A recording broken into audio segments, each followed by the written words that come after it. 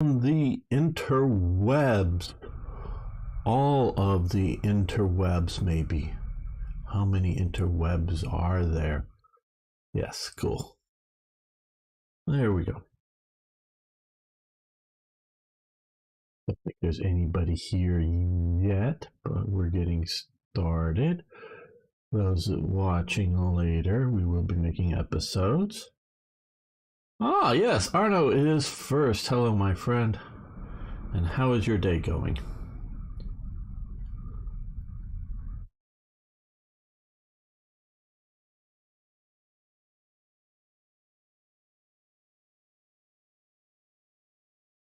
As you can see, we're doing something a little different here.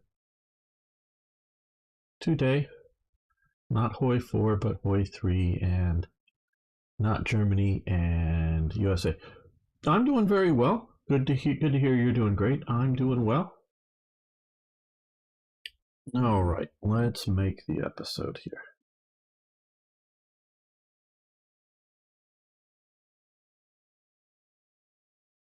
Welcome, fellow armchair generals. This is, of course, Gamer 1745 here with something a little different than I've been doing much recently. We're going to be playing, of course, Hearts of Iron 3's Black Ice 11.2.1, I think, technically, though I don't know if I'm going to keep replaying or going down specific on it, but this is the first and how to set up and how to get going episode here. So I hope this episode I will earn your subscription if you haven't already, and of course a like button if you're interested. And so, okay, right up front, there's no point in me making a series that nobody wants to watch. So I've been requested by a lot of different people to play a lot of different nations. And hello, Slim, how you doing over there on YouTube? Good to have you here. And like one of the recent ones, was Turkey and I think Romania. Well, the truth is, the smaller nations just don't necessarily get a big audience. So I'm hoping that this will get a good audience. If there's a good audience, we'll play all the way through to a logical conclusion of an American victory in World War II. So saying that is the reason for you to watch the video, to hit the like button if you're interested in this. Share the video, make comments. The more comments below, it helps all feed the algorithm to get the series going good. And I do think there is an audience for it, hopefully with interesting commentary. So we're going to be playing America, Franklin Delano Roosevelt's country. Now, also, this is with the latest version of Black Ice. As of making this, we'll get to the O in a minute. And the mods of my mods of the California Pictures mod. You can see some, well, not just a generic one, but some either period or actually some of these are still generic, but Barstow Radio Tower from not the period. I didn't do every single. Santa Monica from the period, Santa Barbara. You can see that's like Big Sur, Carmel, Hearst Castle from the period. So that mod, Foreign Aid and Air Bases mini mod is another mini mod I have out there, and I just created, actually less than 4 hours or 5 hours ago, a mini mod of taking the handful of events from TRE into that are related to America specifically, and creating a mini mod out of it. I thought about playing with TRE involved in this, but it would have to be back at 11.1 version, and It is set up so that the AI can handle Germany, but I'm still worried that it's not that good for the AI. I mean, it's doable, but it's not recommended. So, well, hello, um, Toto Hell One. Yes, Merry Christmas. Either past or future or whatever. So, so I don't say don't use Third Reich events while playing another country, but it's made for the idea of a German player. So we're just playing this more or less with just those little minor changes to base game. Okay, so what we're going to do is this should have strategic resource trading at some point. We're going to disable help for 1 year, and we're going to do the black ice start. We're just going to play everything on normal. I just had the thought, maybe not.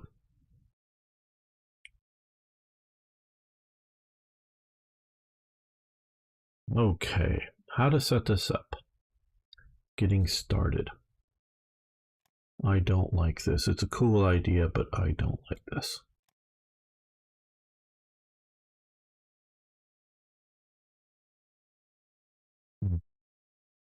Was just going to do everything on normal, but that's what I do that as a baseline for testing my mods. I have played on harder difficulties. I forget which one of the big German series was on, like everything on hard. Not on the hardest level, but one down from the hardest level. Okay.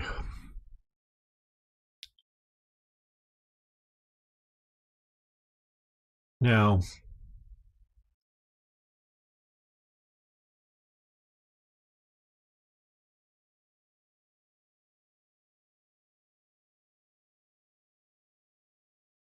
okay.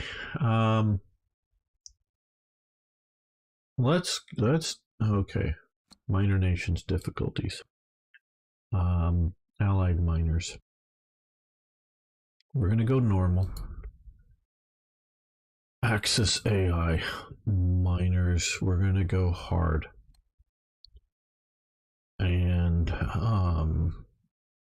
just other minors. We're gonna go normal.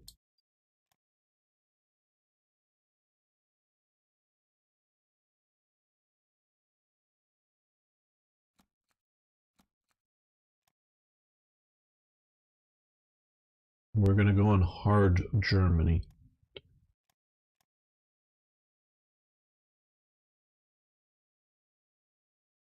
It might be a good challenge, and I've been just because I hadn't even thought about this before starting right now with this episode about doing anything other than normal, just because that's my normal habits. It's not that I unwilling to go even harder, but I don't know what Arno and Total Hell and others would say that are here live, but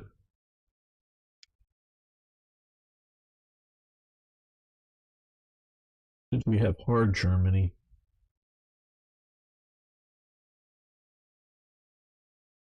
If we go normal Soviets, I'm worried about, okay, the Germans overrun it and it'll be harder to. I want something somewhat realistic. I don't want everything too hard. So we will do hard Soviets just to give Germany a real opponent in the East. We will do hard Italy.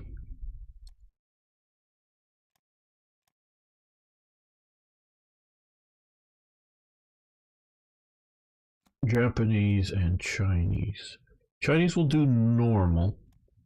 We will do hard Japan. That way, if I did hard and China, if China survives, I know some people have complained about, this mod is unrealistic, blah blah blah blah. Yeah, the AI for Hearts of Iron 3 will be entirely focused on China, and if it doesn't defeat China, it'll make decisions that are production oriented towards fighting China.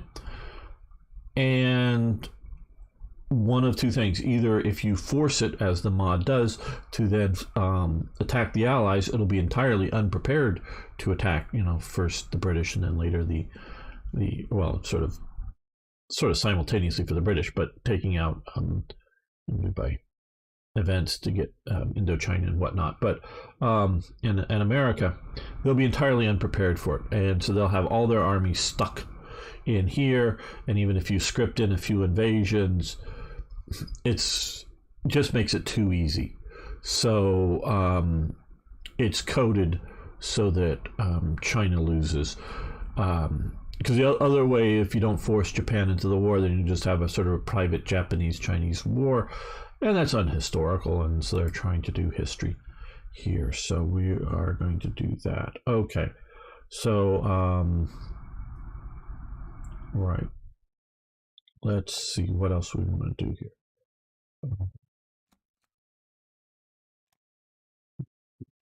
Supplies for Bank of International Settlements. Right, we're going to do short-term economic first year here. We're going to do political spying as well this year. We'll activate the Willys Jeep. Now the Willys Jeep, I'm activating it now just because it's here and I want to clear this stuff out. And forgive me if you're new here. I like to talk about the history around what is going on here.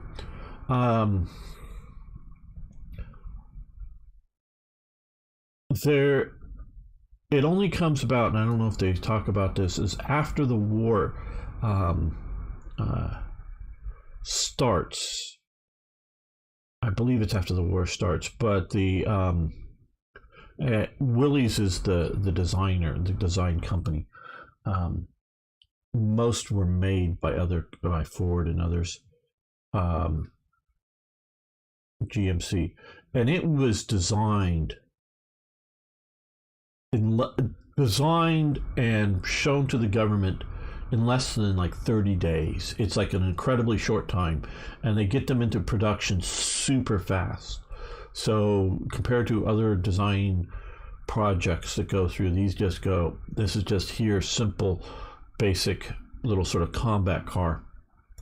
And then they make, just huge, like 50,000 exported to the U.S.A. Willys produced 300.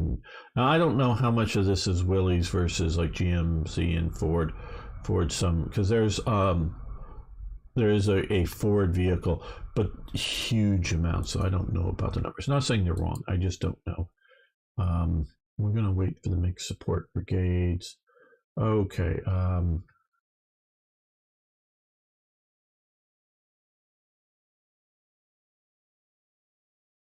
Why am I not seeing any? Oh, we did the economic. Now we're going to. No, we're going to go down to 0. On upgrades, we're going to. Let's get this down small. That is going to go to there, and I think we'll do extra supplies. I did sort of play a little bit of this, not a full month even before starting this, just to make sure that we sort of kind of got things going well. Let's go pretty low on officers because our army is super small and we're not doing any growth really in it at all now. Diplomacy, I don't think we need much diplomacy. No. Yeah, we'll do that. Espionage, well, let's do a little bit more than what we're doing with some of the other stuff, but let's go down espionage. Okay, so that gives us approximately 50 research points. So let's just get everything in 1936 rocking and rolling. or before. Look, there's a 35. Okay, we'll do electro welding. Now, folks, as you probably know, I've never. I mean, like I did, turn this on before, and it's not saying I haven't turned this mod on before, or played as, turned America on, but I never played a game as America. I am sort of looking forward to it. And why, you may ask, haven't I played a game before as America? Well, it's quite simple. Through much of my life, and maybe even back to elementary school, but definitely by the time I'm in high school, I've sort of had played in my head when I ever had, a boring moment sitting around waiting for something. What could you do differently in World War II to win World War II, particularly as Germany, as a, an intellectual exercise? Not that I wanted them to win or anything like that, but what could be done different? Could it be done? Well, what's the intellectual exercise of how could America win the war? Oh, well, we could just do what they did. So, not, and we're gonna maybe do some things differently here for sure, but very much we know how America can win. So we don't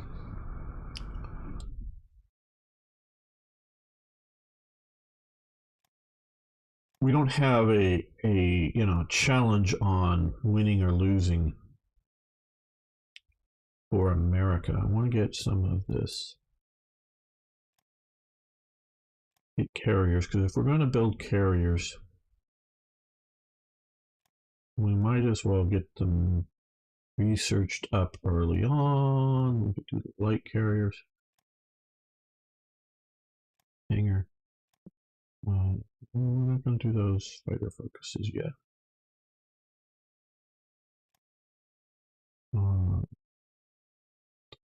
Capital ships. Another capital ship menu here. Most these are beyond the date that we're. Okay. Propulsion. Hey. Thanks for following. Do appreciate that. Hello, Iron Fury. How you doing today?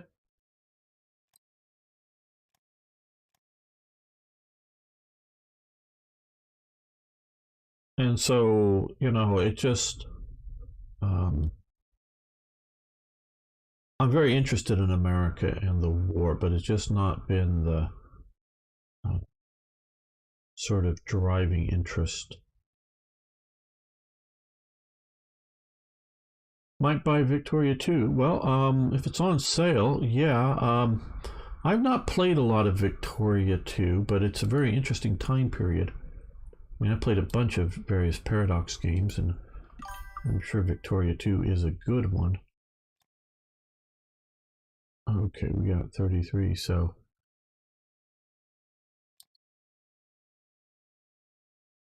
What do we want to do first? Well, we definitely want to do the things that take a long time to build, like capital ships, carriers, and that type of thing. So we're doing that now. What was that? Reserve? No, do that. I think. Light cruiser armor thickness. Do we want to upgrade? I guess.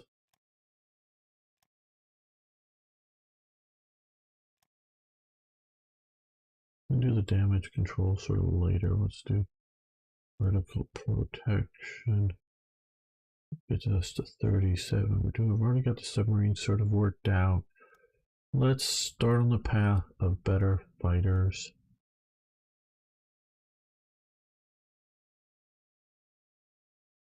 Get that going. Oh, naval bombers. We like naval bombers.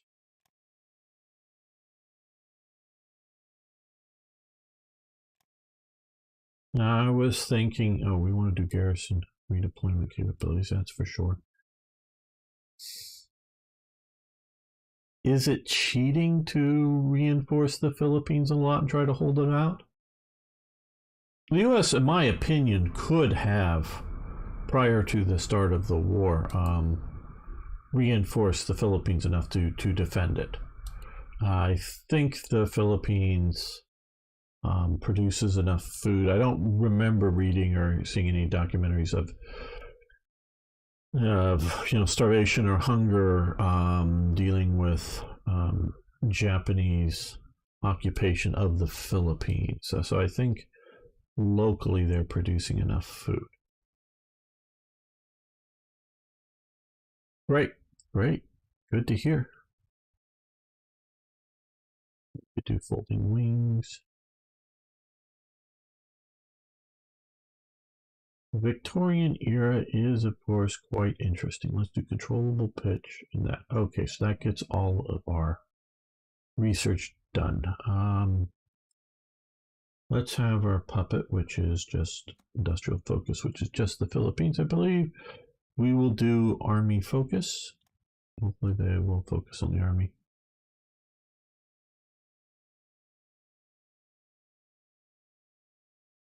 Yeah, they did reinforce. I mean, they sent.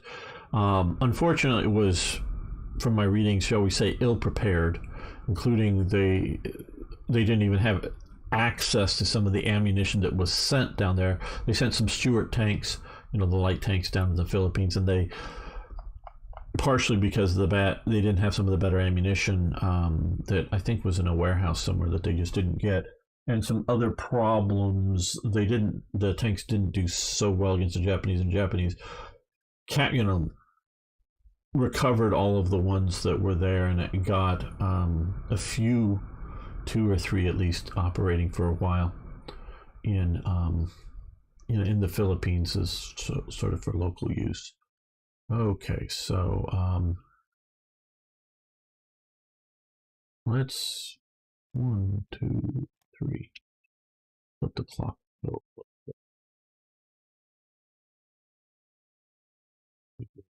Annual national focus thing. Right. Okay. Yes. Waiting for these things to appear. Here. Okay.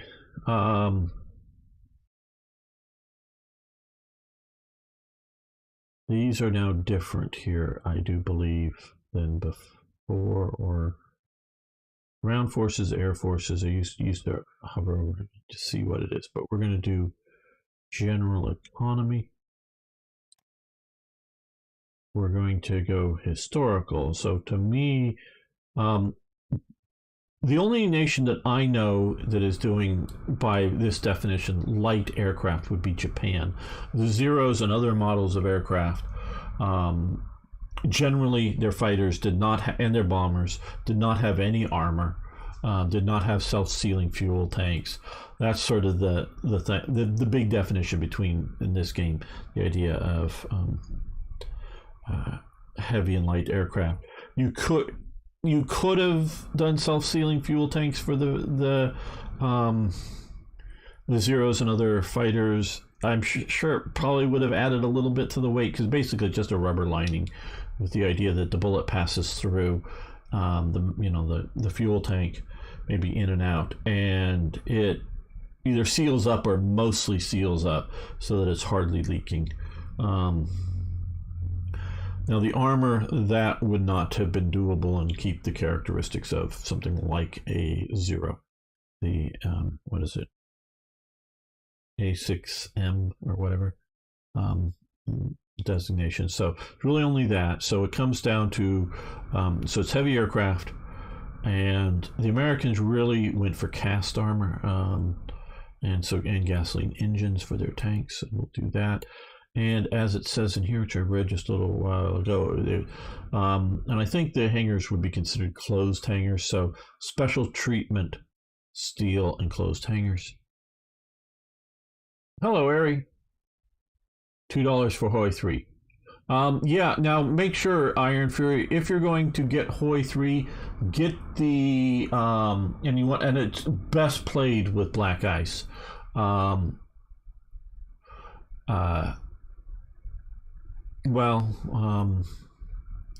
Not too many people were watching my Hawaii 4 series, Ari. It was sort of was dying badly. So, that's why I've sort of switched over to this. But we'll see. We may be back on that. Okay, you bought Hawaii 3. But also, if you're, and I think it's best with black ice. And you'll make sure that you have the Semper Fi, For the Motherland, and the third main DLC, Their Finest Hour. You need those 3 DLCs. You don't need any of the other DLCs. You just need those 3 DLCs, and then it'll work with Black Ice. And I would recommend it highly. Yes, we're going to sell resources like crazy to anybody who wants it, basically.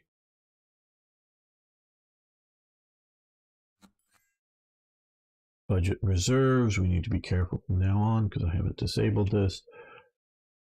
Okay, 14-inch M1920 railway gun. Okay, so railgun was last large caliber railway gun to be deployed by the U.S. Army.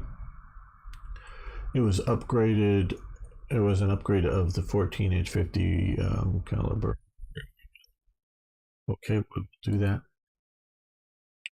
Aim for defense. Okay, we will get some divisions. We'll reorganize the war ministry. No, I hate these. Scripted invasions. Yes, go for that. Okay, Japan. Yeah, we would give them fuel for money.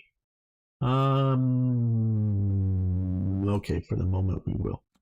Okay, well, we now, because of things changed a little bit, have a little more research available. Probably go away shortly, but we might as well use it while we can.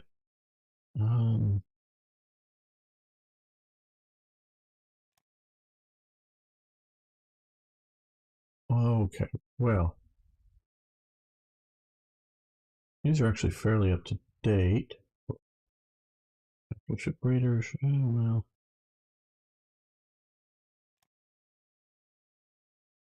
We can do air superiority tactics. Interception tactics. There we go. Yep, they're cheap.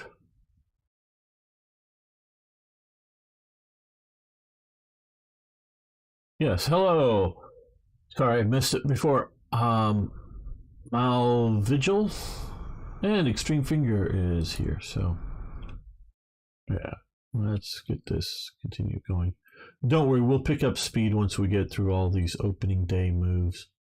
Okay, battle commanders, U.S. manpower. Prolong the neutrality pack, yeah. Yes.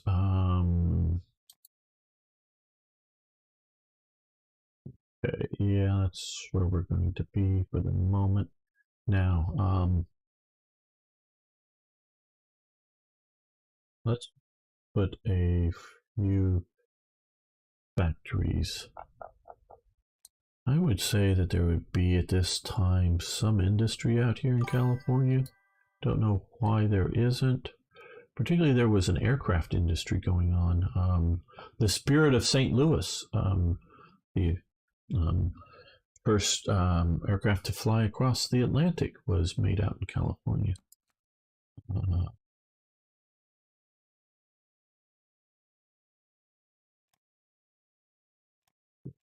No, no, come on. There we go.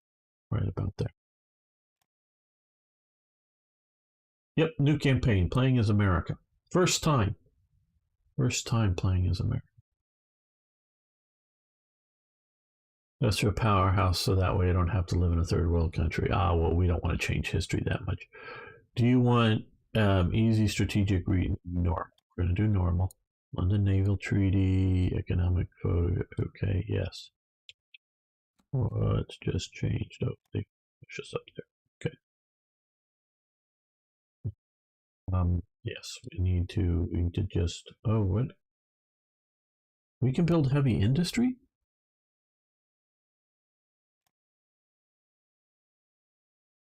We can build heavy industry. So yeah, I'm going to cancel that because we don't. We'll cancel. We just want to do regular industry here. That's a change. Yeah, cancel that. Move these to the top. Produce. We can produce heavy industry.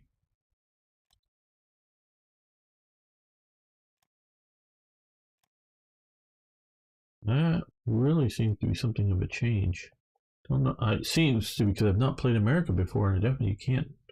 As of the last few versions, this is when we used to have industry in America. Yeah, you go through that once, Iron Fury, go in and change, lower the music volume. That's the first thing you want to do is lower the music volume. I actually, in setting this up, I did it. I just turned my whole audio down because I get sick of listening to the Wagner stuff. So up to the top, we're building heavy industry where we can build. And I'm going to put.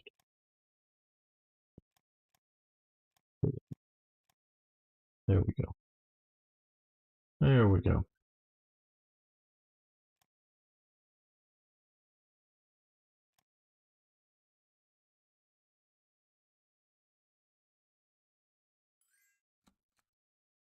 Yes, we'll do revolts. I don't know how many revolts America's going to face.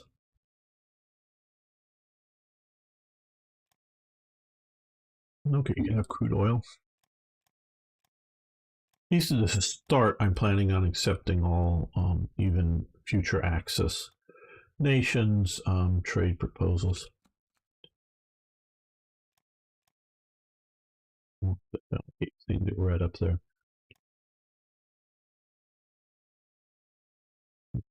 See that money through that.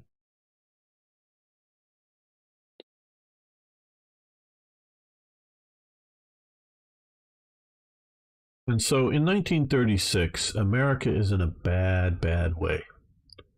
It is facing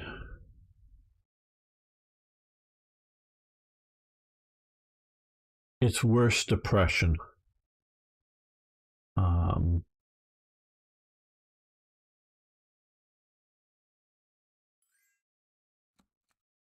Okay. Oh, I forgot to move one of the files over, so the text isn't here. Damn, I'll have to move that over. Okay. I wish I moved one of the files over. Shoot, one of the localization file didn't get moved over. Damn. Okay. This is. I'm going to have to do this from memory. This is from Third Reich events. Okay. The U.S., going back to even before the War of 1812, has had a coastal fort program. The coastal fortifications, excuse me, basically setting up to protect harbors from enemy attacks.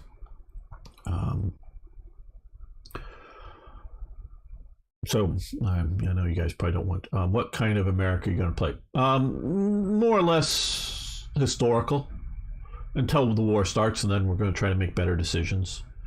I guess. I mean, not trying to change it to something different. This isn't Hoi 4 where you get to like, oh, go fascist or other weird crap. Where you bomb Japan below the sea level, that kind of thing, yes.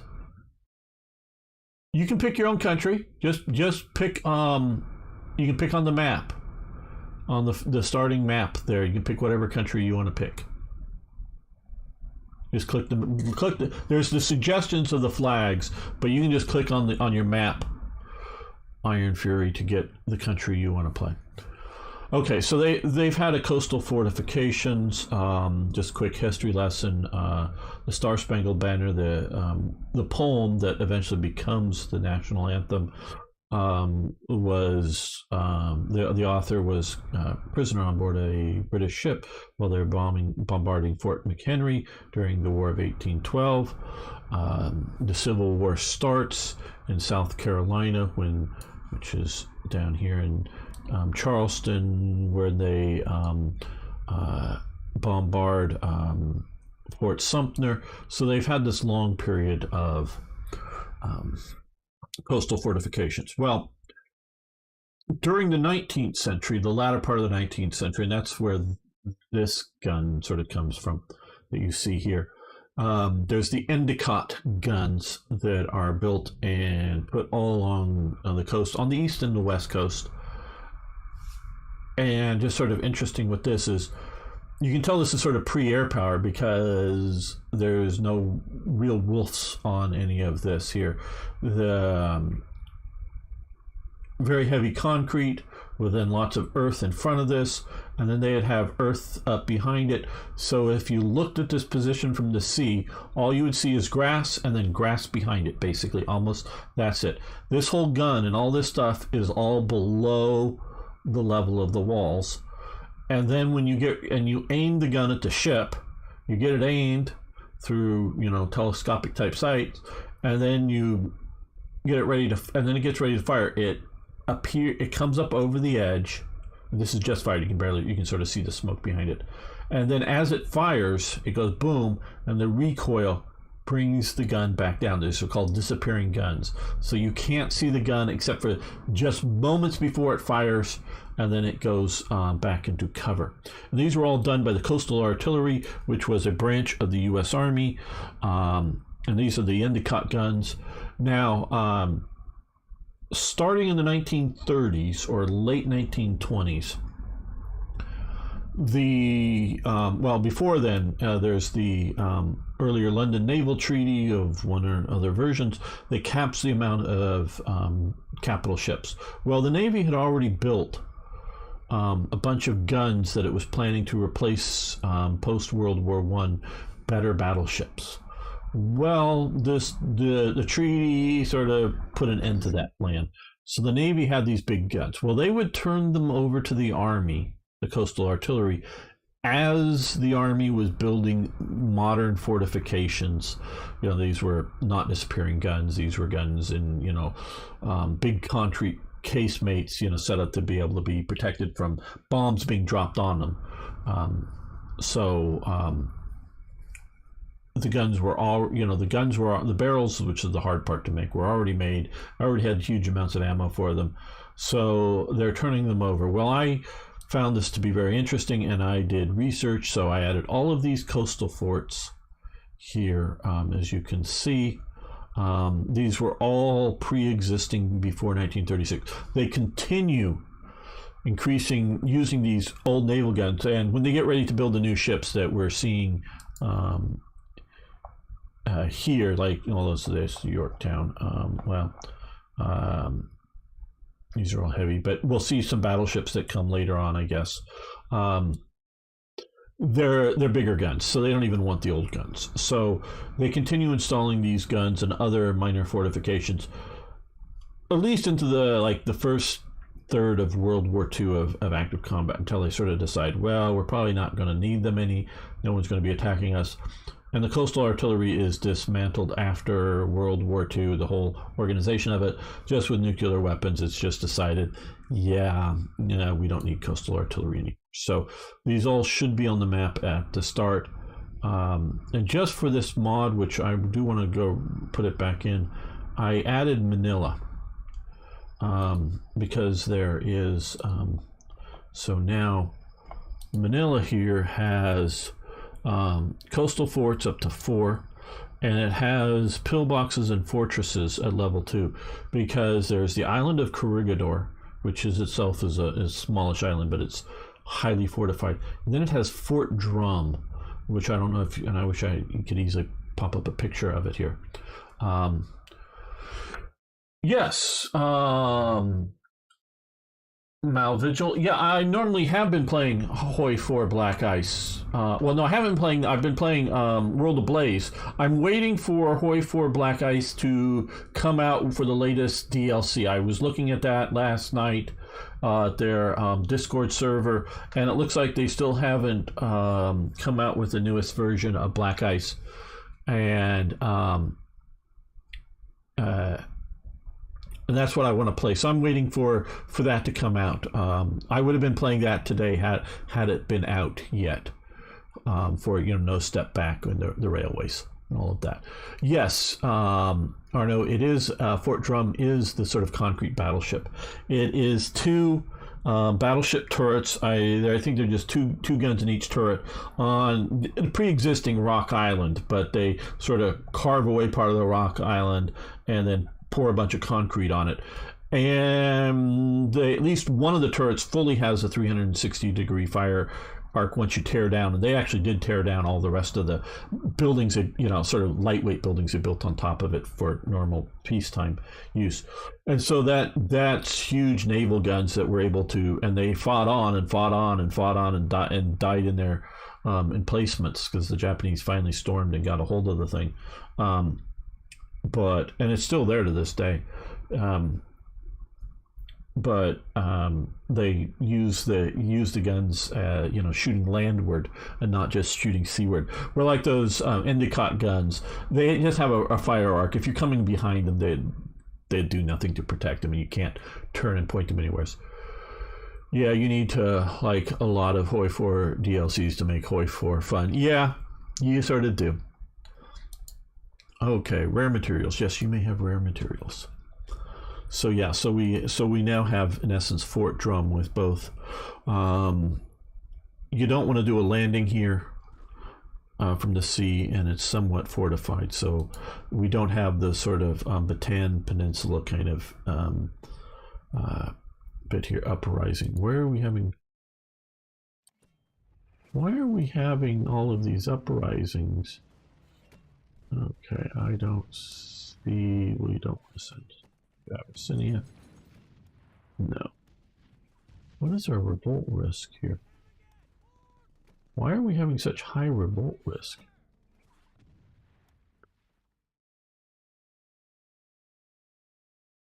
This does not seem appropriate.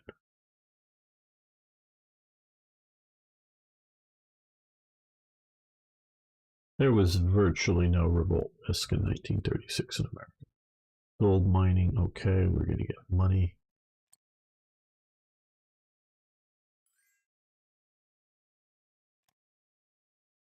And so, yeah, like I was saying, America is in a very bad way. They have the Great Depression.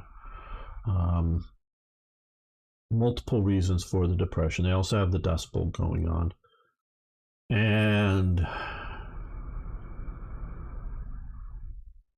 the government, in its attempts to help people during the Depression, does everything they can do to make the Depression worse, and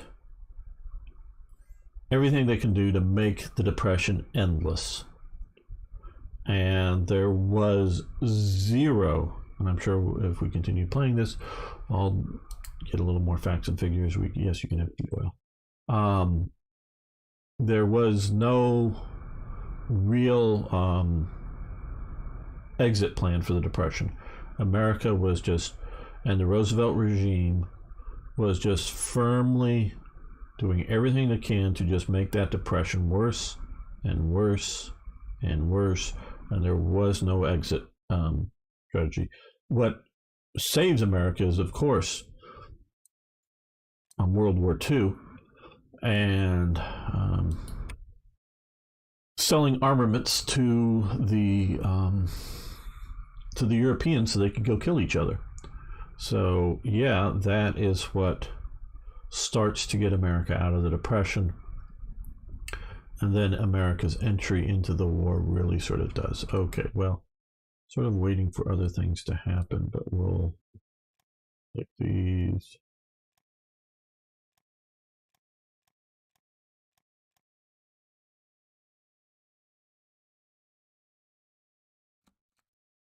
Huge, massive amounts of people out of work. Many of those who are at work are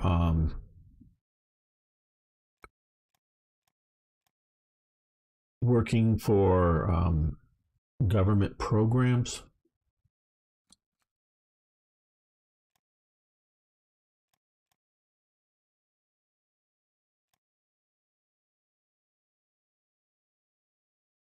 like Ari was saying, that we should industrialize um, Tennessee. Well, the one thing they do, why are we having these uprisings? We have yet to get, I guess, sort of what Germany has with appease them and whatnot. I don't know. They'll just come this way. Or just, yes, Panama can have all the metal they want. The Tennessee Valley Authority was one of the major programs during this period, in which, not just in Tennessee, but also because it is sort of the Tennessee Valley here, in which yeah, I don't know why we're facing all of these uprisings. These just seem, yeah, there are, but most of the problems that happen are more in the 20s, I think. I don't know.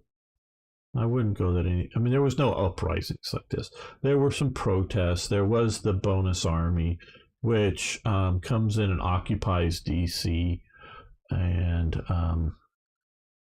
as sort of uh, protest encampment kind of thing. Basically, a lot of men out of work, former soldiers, not armed or anything like that, not doing any damage to anything, just coming in and literally pitching tents, basically, and being homeless in DC. Probably sort of like it is now, anyways, but just sort of. Okay, I don't know why we're facing. Oh, okay, here we.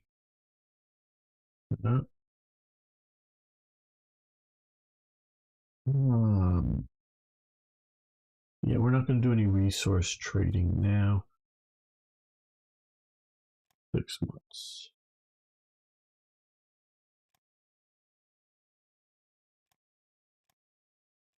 Okay, well, we'll do this now just because I want to get rid of this so I see the other things pop up when they do mixed support brigades. Okay.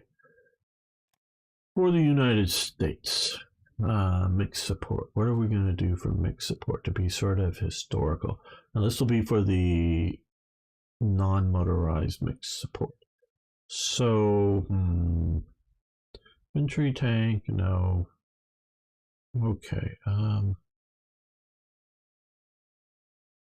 Let's start with engineers. That's not a bad one.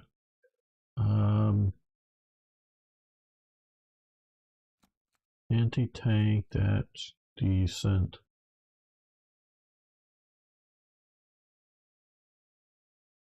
Anti-air, though we may just end up winning the air. And yeah, we could do artillery. It's sort of all basic stuff, but yeah, done. Okay. Yes, you can have crude. Yes, you can have crude.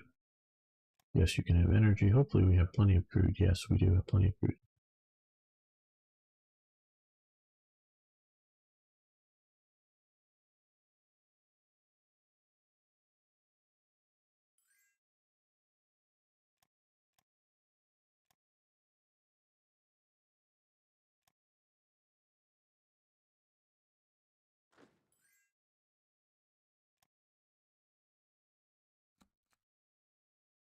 No, we're not going to do that. Okay, we can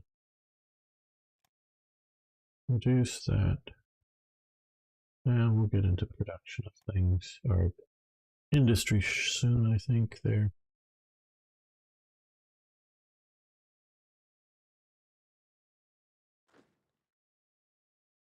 Oh, yeah, I don't get.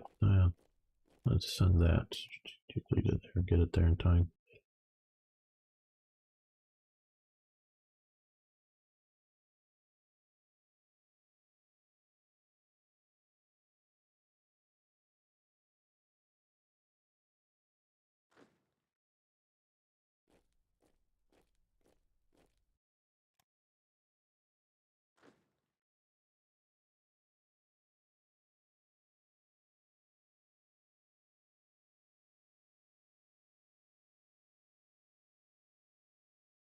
Well, before it does it auto, let's just make a save here.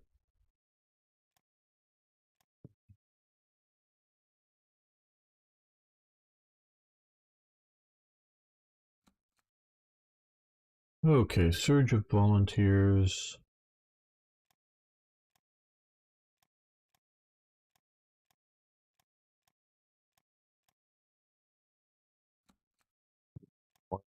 That. Mm, not at war.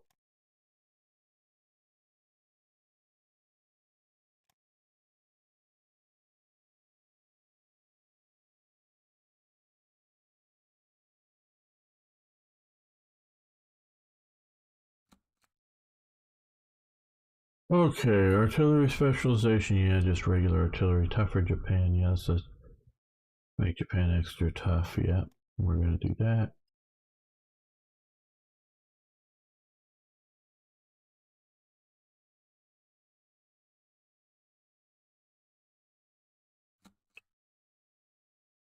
Budget limitations. Yes.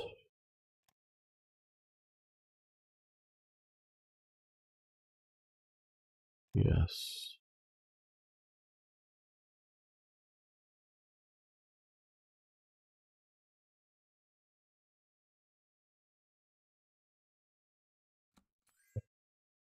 Okay, this is sort of what I've been, I guess, waiting. We want to appease them, get rid of national revolt risk. There we go. Japan, we would give them fuel. Yes, you can have fuel. Um,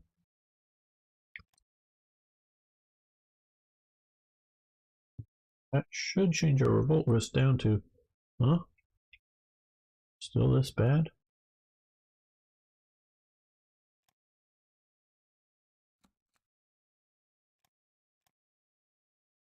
Wow. Chaplin's Modern Times. Modern Times is a 1936 comedy written and directed by Charlie Chaplin, in which his iconic little tramp character struggles to survive. In the modern industrialized world, you can see that there he is in the machine cog trying to adjust things. Really complicated shoot that they did for that without what we would think of as special effects.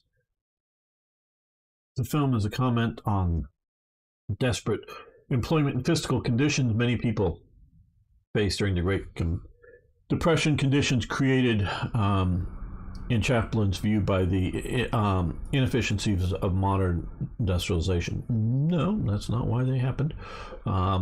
Chaplin began preparing the film in 1934 as his first talkie and went as far as writing the dialogue script and experimenting with some sounds. However, he soon abandoned these attempts and reverted to silent format with synchronized sound effects. The dialogue experiments confirmed his long-standing conviction that the universal appeal of the tramp was lost if his character ever spoke on screen. Very true. I've watched only a little bit of various tramp things. It's been so long since I've seen Modern Times. I mean, 30 plus years. Okay, so we'll get consumer goods during peacetime, daily descent. Okay, hopefully that will help us out here a bit. No, consumer goods. Well, yeah, there we go. I don't think we need that much. We're going to do extra production there, but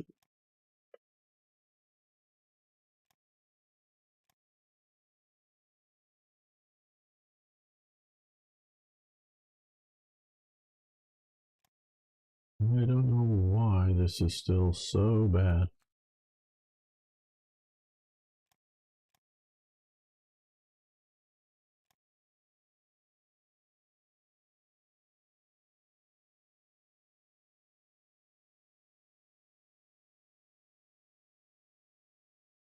I like those. You've probably been watching. I have just not played the U.S. before. And I don't know why, particularly with Black Ice, they think it should be this way.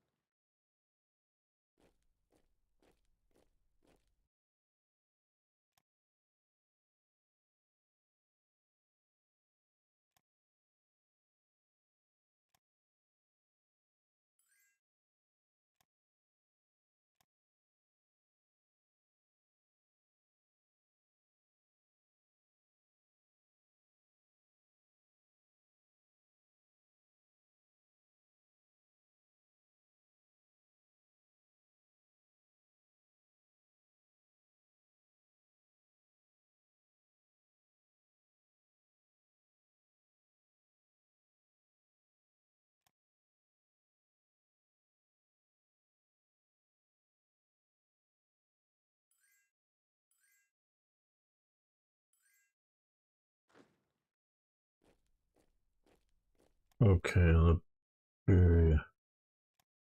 Yes. We give them money for exchange for supplies. No, decline. We're not going to buy supplies. Yes, you can have energy. Gold mining. Okay, lots of money coming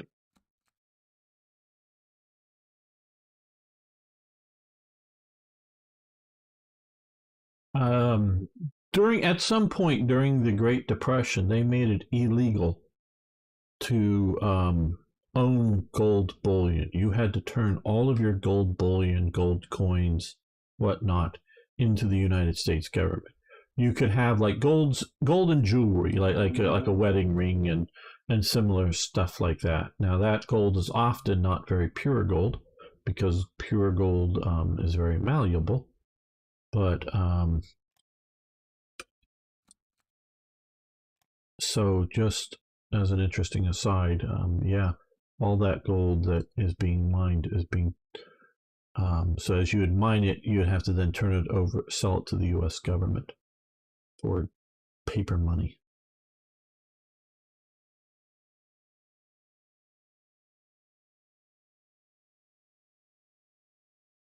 Because the government does just about every single thing they can to make the depression worse.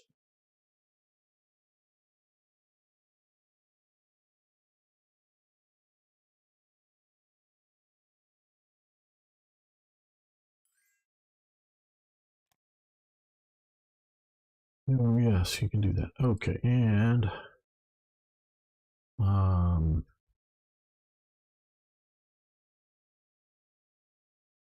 yeah,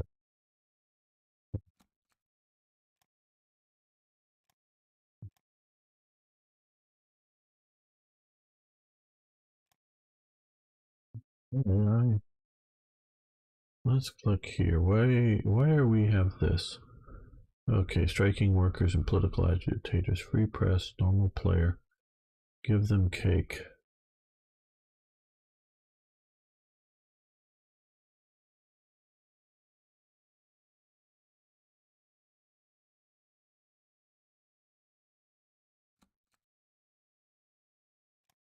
Civil laws, open society. Okay, I hadn't even looked here till just now. Weird draft. Um,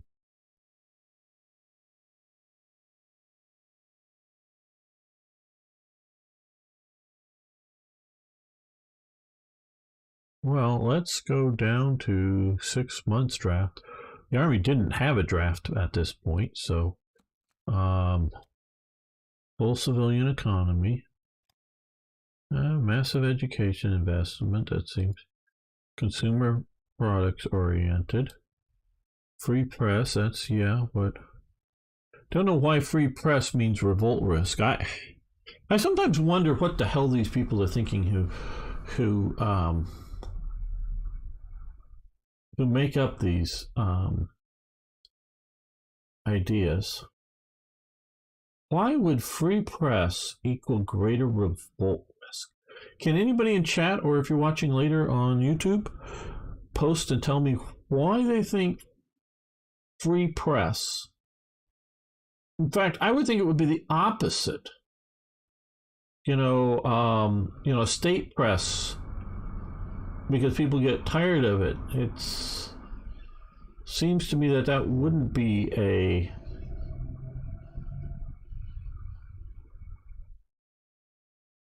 anything that caused it. Okay, free press, consumer goods during wartime. Yeah, okay. Counter espionage. Yeah, that'd be harder to do because it can get published. National unity changes. Yeah, okay. Because that might not encourage national unity. I just think that they've thrown that in there to simply be a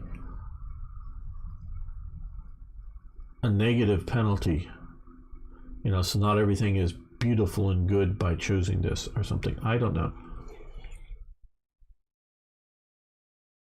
I can't national, because revolt isn't really like a protest movement. A revolt is, people shooting guns and blowing buildings up.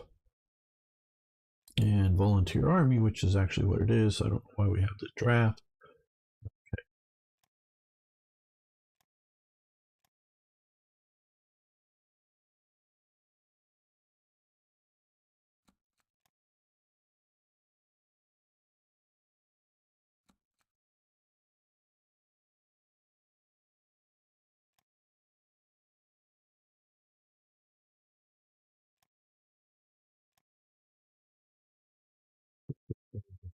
We don't want the draft. Don't really need much troops right now.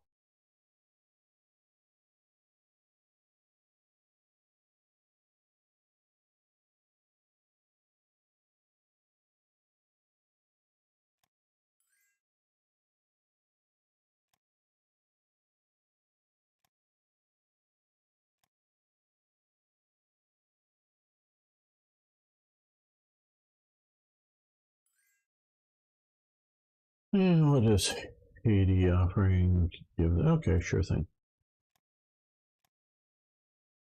Well, I think we're going to end the episode, not the live stream. All of you who are here live with me, please hang around. But thank you to everyone who is watching. I really do appreciate it. And I'm going to thank Nils, Sir Toyjet, and others for your support on Patreon. But everybody else, if you can just give this a thumbs up and post a comment, thank you so much. See you next time for even more, yes, more Hearts of Iron. All right, let's make another episode. I know this is sort of boring, but there's not much action going on, so we're gonna pick up the pace now that we're sort of mostly through February and got things started. Welcome back, fellow armchair generals. This is Gamer 1745 here with my continuing playthrough of Hearts of Iron, or Hearts of Iron 3's Black Ice. We're playing as America with a lot of revolt risk right now, and I'm not quite sure what they're thinking with all that revolt risk going on. Okay, so we've got the heavy industry being built here.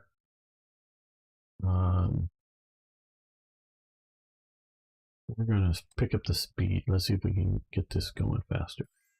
Get through some of this. I know I sort of still feel I need to pause it. We give them money for fuel. No, thank you.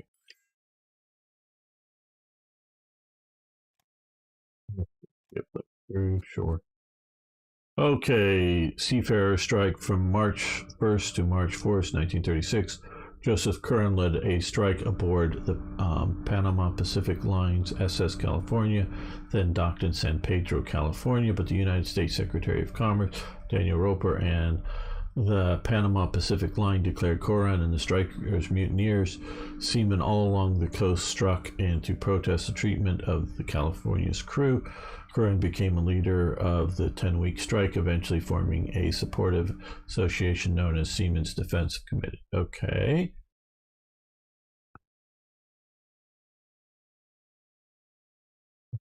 Fucking effing.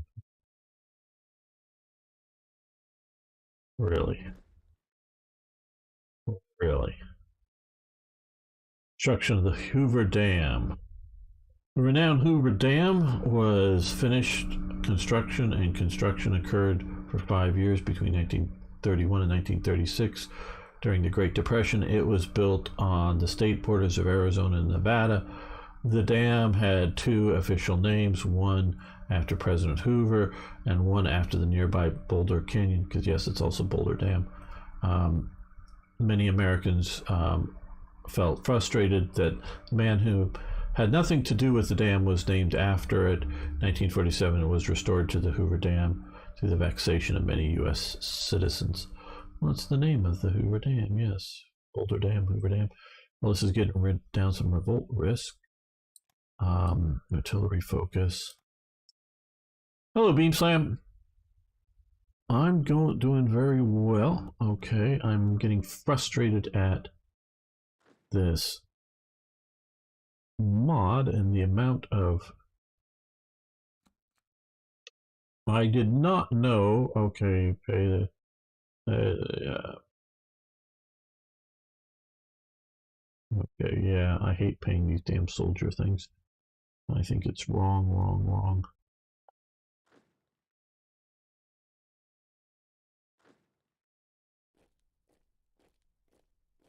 Get down there, let's send this National Guard garrison down this way.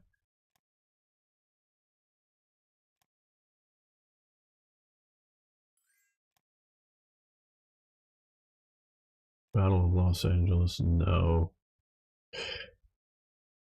There was no fighting. I did not know about the protests over that, but that's just a strike. Uh, Here, all of these with it. It should all be the same class, same capabilities. Don't know if we're going to operate as a big wolf pack or spread them out. Yeah, I remember you just had the mod already when there was the new mod version released. Yeah. Um, I guess I can say here, I probably will also make an announcement. I am really frustrated with what they've done with Black Ice. Cause this last week I was getting in and actually going to try to get the mod released by this weekend. And the way they've changed things for granting bases and whatnot based upon who you have here ministers. In 11.1, it was based upon the minister, who the minister was. So each guy has a number. And they just had a thing. And so what I did was, I've made a bunch of traits, specifically tailored to the person, not not just like benevolent gentlemen and pig-headed and isolationist, but actual traits that to me matched the various elements of the leaders. And they've now gone in and made the traits themselves the thing that gives the additional factories and whatnot. And I went and I got partway started into this, and I figured out I'm going to have to do 56, and then you have to do 2 sets of entries. So that would be over 100 entries, 112, because I have 56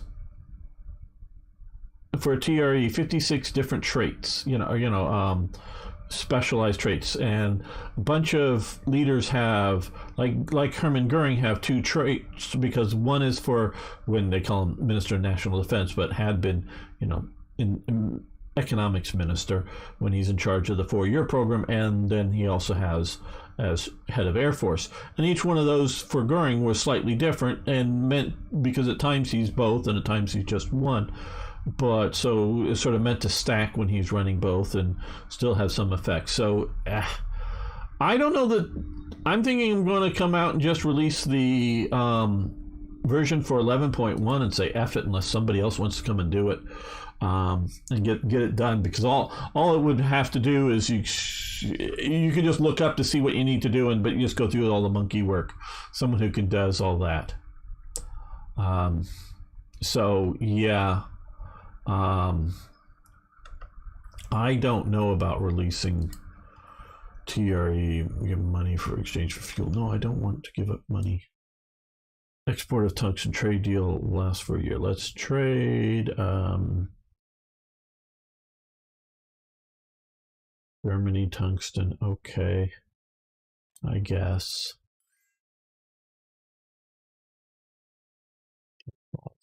Okay, so we've gone down from surplus 2 to surplus 1. Okay.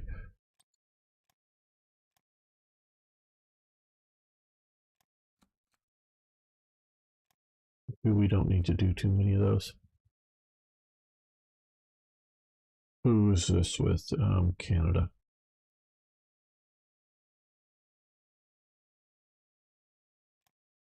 Here, I think I could find out.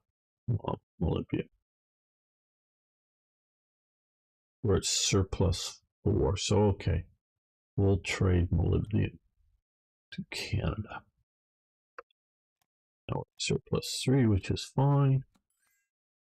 Second London Naval Treaty, yeah, I guess we'll sign it.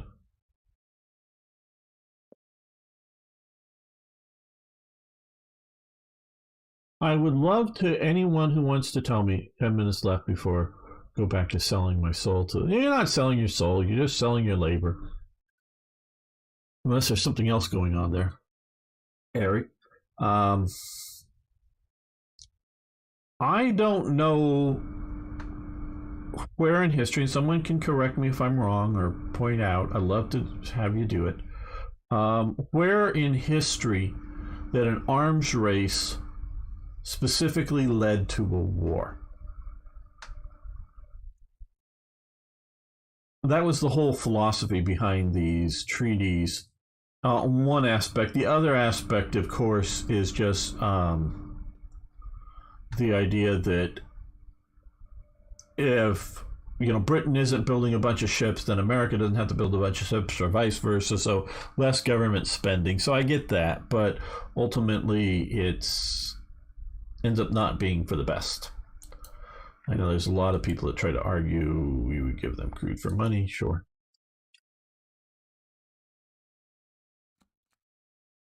Well, thank you. Who is this? South Africa. No, I'm not going to reduce that. Blueprint stolen. Economic focus. Stage 1-3. 1/3. Okay. Yeah, I don't know if there's somebody who wants to help me and do the monkey work and get it through. I could talk them through very briefly on Discord, and then they could do it. Otherwise, I'm just going to release it for 11.1, and that can become the version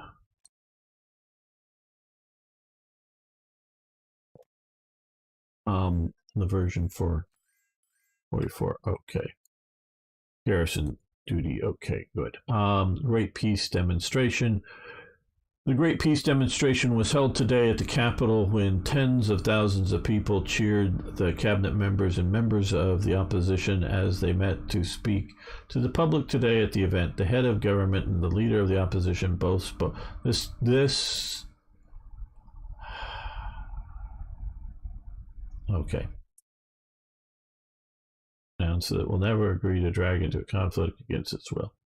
Great.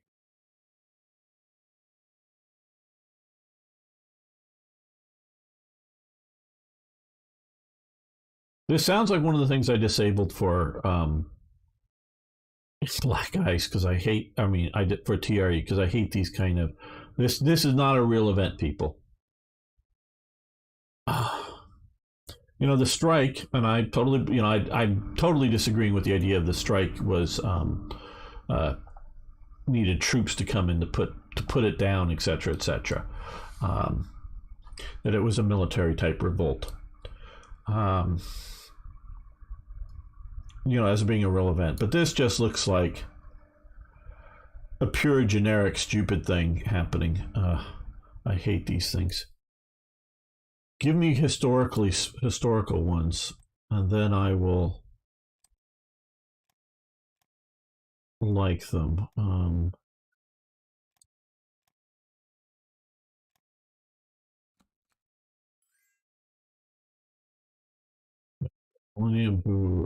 No, not to Egypt. No, I'm only going to export to nations that I really would like. My strategic resources, not these things.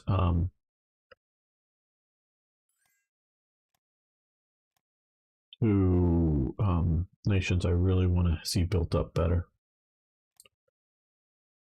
But the regular trading, I'm just going to say yes, so long as I have significant positives, which 100, yeah, we have significant positives, so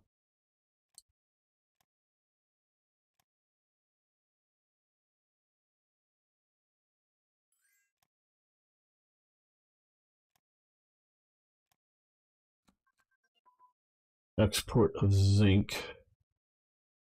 South Africa, no. Pre-war armor construction advance. Okay, let's take a look here. The first one was a one and done, and that pre-war armor light carry. Okay, that's because of our treaty. I think that stopped. So we're going to stop that one. Yeah, research that. I guess. Guessing that's what it is.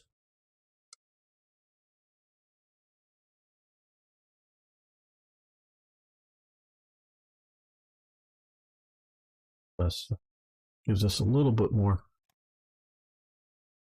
search with.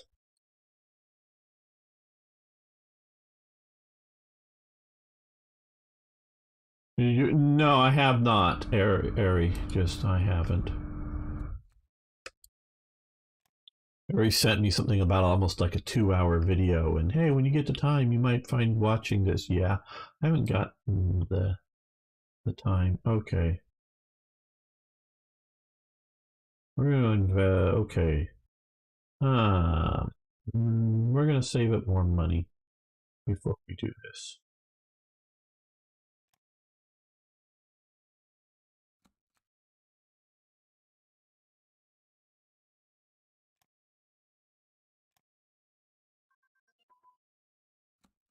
Tracks and suspensions, tank destroyer.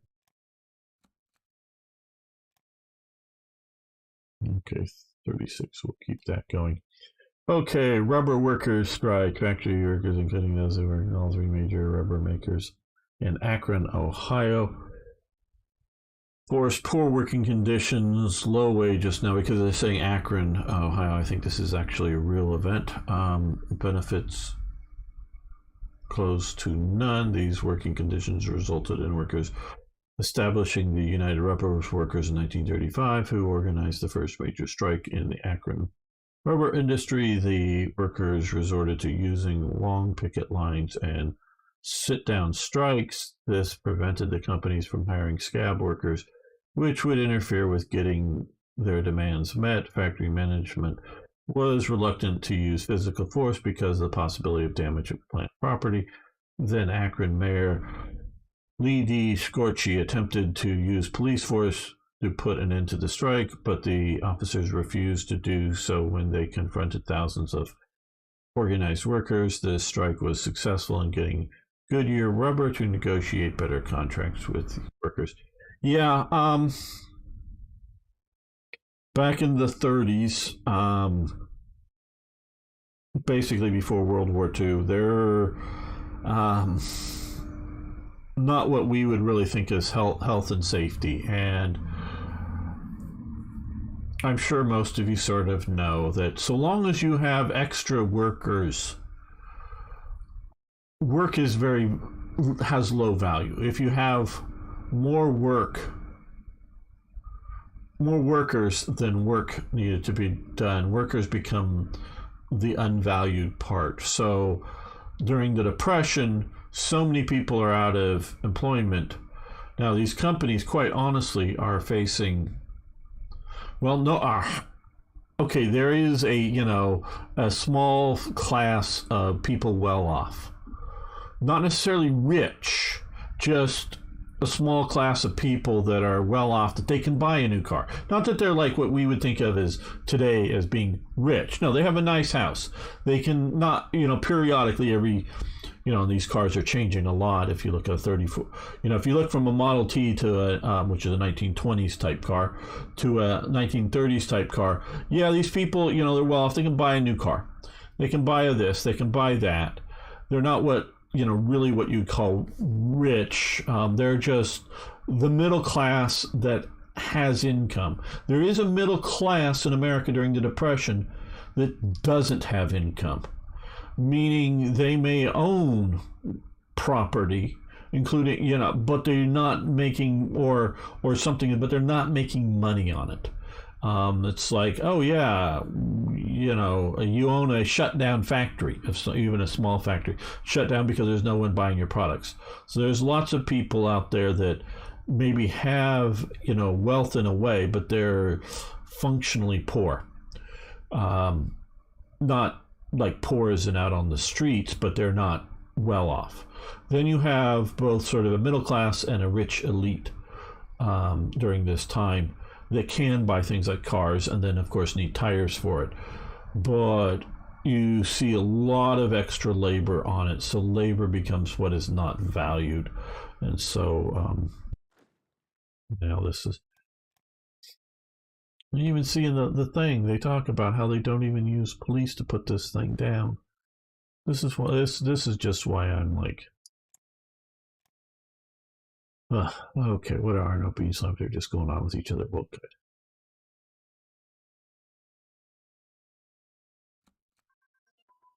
Export of tungsten. Who are we trading with? Iran. No, thank you. Radio detection equipment. Nice. Okay. Do cast iron construction. It passed our riveted armor stage. What do we have here? Okay. Oh, that's right. We're waiting to get this up a bit here. Okay, Ari, have a good day at work. Yes, you can have crew. Okay, Remington Rand strike. Remington Rand strike, 1936 to 37, was a strike by federal union affiliated with the American Federation of Labor against the Remington Rand Company. The strike in May 36 ended in April 37, although the strike settlement would not fully be implemented until mid-1940. The strike, notorious for spawning the Mohawk Valley Formula, a corporate plan for strike breaking to discredit union leaders, frighten public with violence, use local police and vigilantes to intimidate strikers, form puppet associations of loyal employees to influence public debate, fortify workplaces, employ large numbers of replacement workers, threaten to close the plant if work was not resumed. Mohawk Valley Formula was described in an article by a company president, James Rand Jr., and published in the National Association of Manufacturers Labor Relations Bulletin. On the fourth month of the strike, the article was widely disseminated in pamphlet form by the National Association of Manufacturers later that year. The board called the Mohawk Valley a plan for industrial war. Okay. Heat wave in 1936. Lovely. Okay, folding wings have advanced. What is folding wings? Should probably push too far. Okay.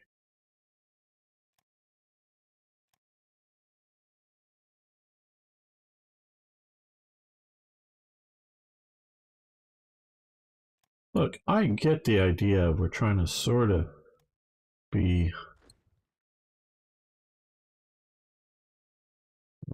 Where's where's this new revolt taking place? Is it under a unit that's already somewhere? Okay, I guess. There's more here. That's the Akron, Ohio.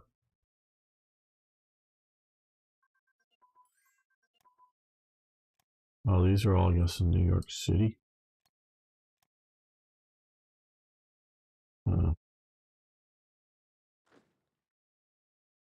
Okay, well, I don't agree with level.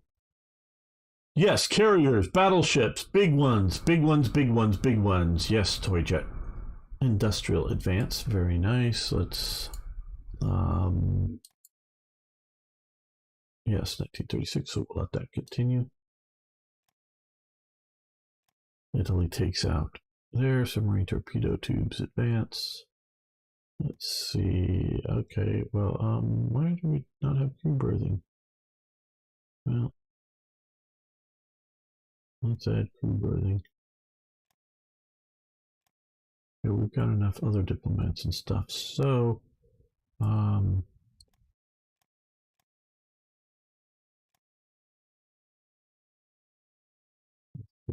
there, and I would say enough spies. Well, yeah, let's enough spies for the moment. Let's do that, and then come over to intelligence. Okay, we want to well, own spy priority to the top. Let's do national unity. Now let's go down to 2. Let's do 3. party support. Keep them Democrats in office. They like to do political spying. Democrats do. They still do. Okay.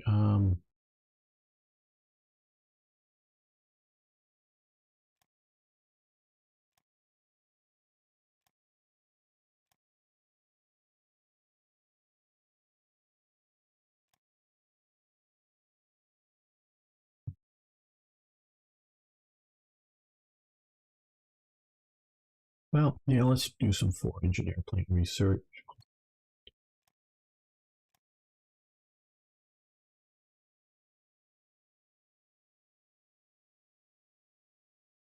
Okay, let's see. Consumer goods during peace. Well, we already don't need any consumer goods during peacetime, so best in our industry wouldn't help us out. Okay, leadership modifier, that would help us out. So let's do that. Big chunk of money. Okay, current level. Medicine advance. Okay.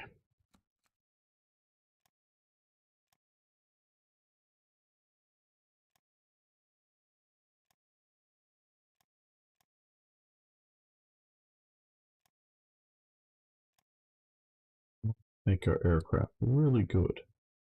Shall we?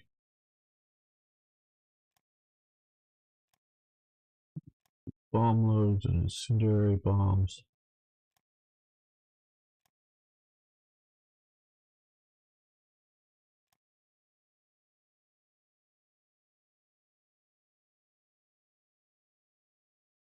Fighter pilot training.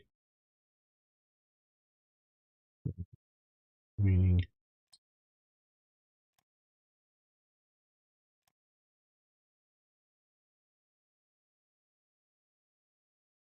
Yeah, well, maybe not yet that.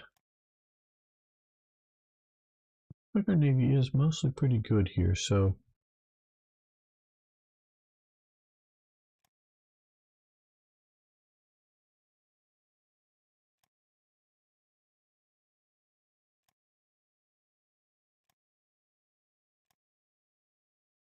borrowing some of that. No, we're not buying fuel. Well, we may do super battleships, not sure.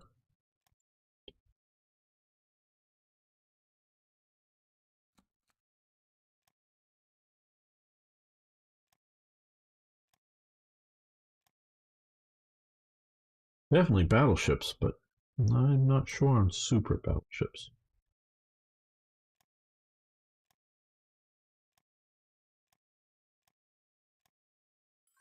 Would you consider a New Jersey class a super battleship?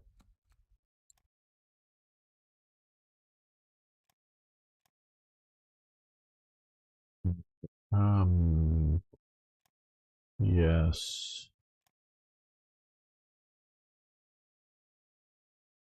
No. Yes. Yes. Okay. Aero engines advance. Okay, don't need to press ahead just yet on that.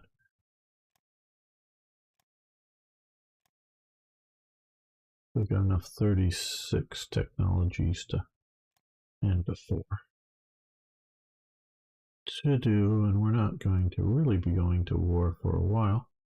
Well, that's too many projects. I need to cancel a few of these, or that one. There we go. And light cruiser armor thickness. Let's take a look at that. Yeah. It's into 30. There we go. Okay, that's good.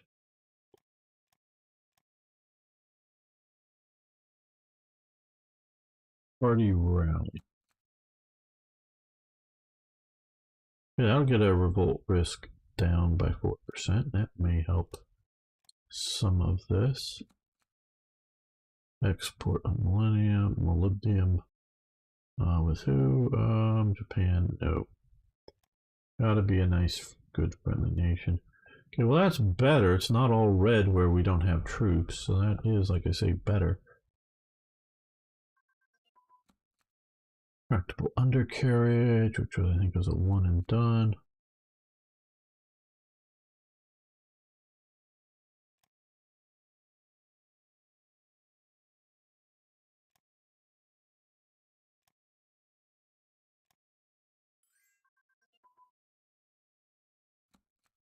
Rear hangar, submarine hull.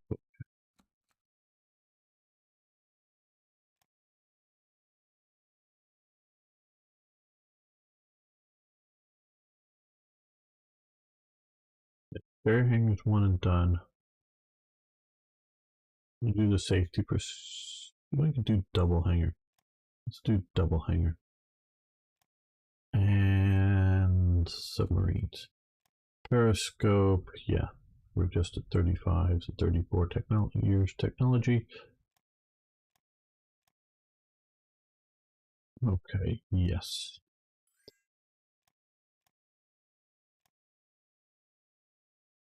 Hello, hard, stylish Irish. How you doing? As U.S.A, do you not just research everything and build everything? Well, essentially, yes.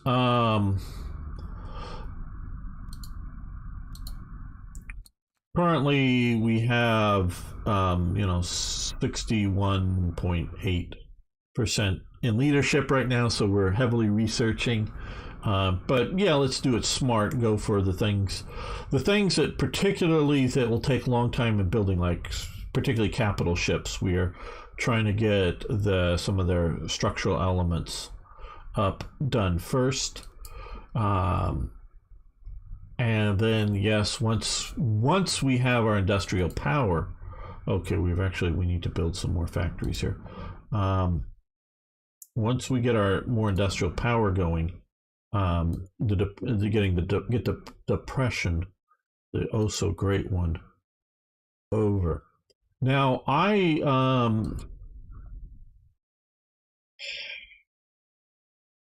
like I say, I've never played the U.S. in Hoi 3 before. So I don't know what's going to come with Black Ice here. I don't know why or what they've necessarily picked for where some of this industry was. I mean, there was a significant aircraft industry going on during this time, during the 30s, down in California. Third Reich events adds some ICs around here because particularly like Hartford and New Haven, Connecticut, is like where Colt and Remington arms manufacturers are. So I increased their industry. Now I didn't do that when I created the mini mod here for America that I'm playing with currently. Part of the reason I added the industry here because I knew it existed here for making arms, which were very important for World War II, and they were pre-existing. There is, of course, the philosophy that maybe you should simply move, meaning if, let's just say there's 100 industrial points in the U.S., that's the correct balance, and maybe it's just not all in the right location, shall we say. But since I also do things to improve Germany's IC, it's sort of counterbalancing it. So instead of trying to make everything a zero-sum game, I I'm upping Germany's IC. Now I'm also doing things but I'm upping some IC various times and taking it away at the beginning just because they're not doing armaments production with it, but it's there. And so I give it back later on. And since I'm doing that, I'm also decided to give some to America to counterbalance it, as well as to some other places, but primarily America. So since that wasn't happening here, I decided not to give me any special advantage. Hello, Kyle. How you doing? Finally doing. Yes, we're going to do. I hope everybody supports me. Like I said, if there's no point in me making a series if no one's going to watch it. So if everyone's watching this, I will continue this. Okay. Hello, Chris Stellian. It's been 2 years since we last spoke around. Okay. I'm doing good. Thank you. Good to have you back. Um, well, there's now remember that this is not America with Hoi 3. Okay. This is America with black ice. So they're doing a lot of stuff, and they have a lot more revolt risk here that to a level that I'm disagreeing with as now playing it. I don't think some of the stuff happens that when it's just the AI. I think this is for a human player.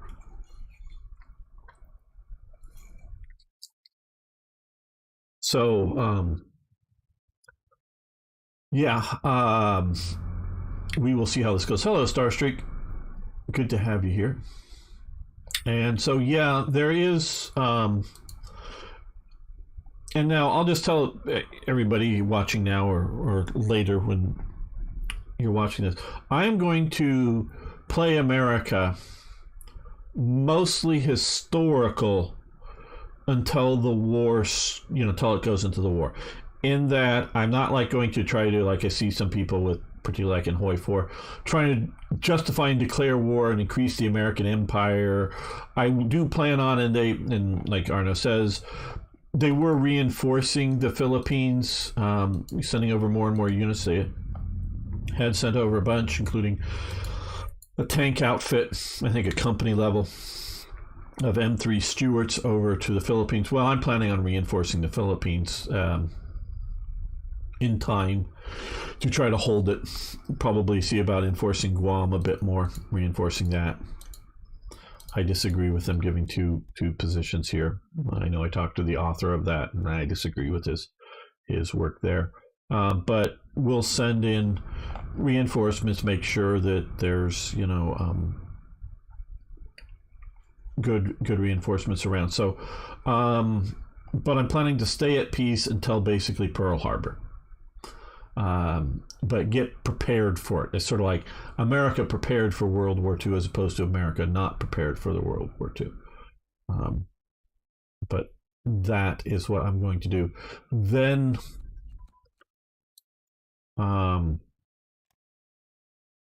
basic education advance. From then, we will take a look at export a millennium.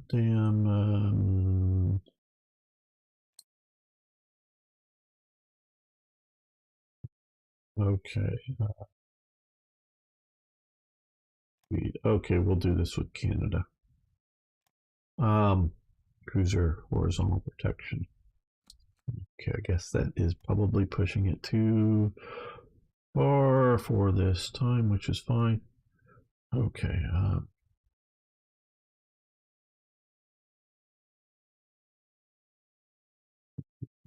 Okay. Um,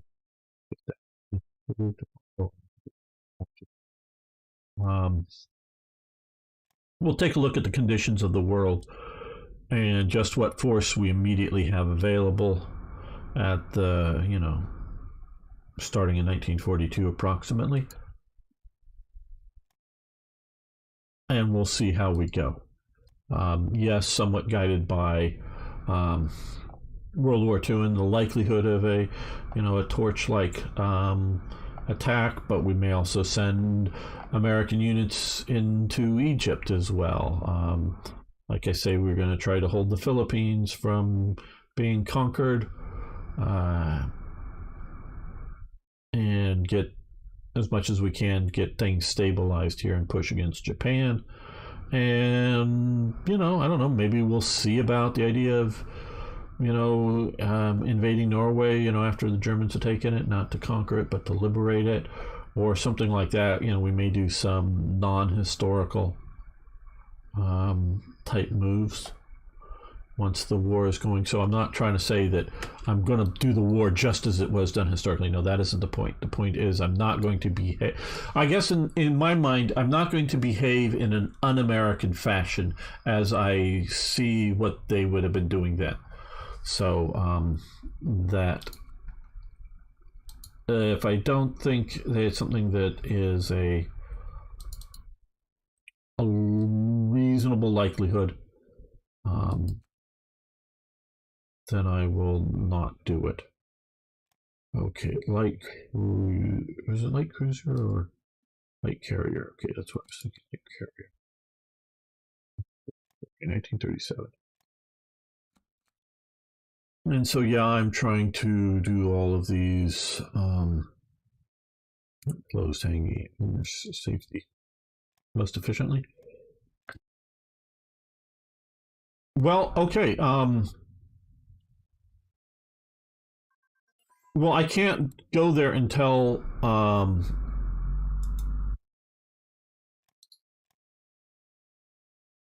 the war starts, Arno. So,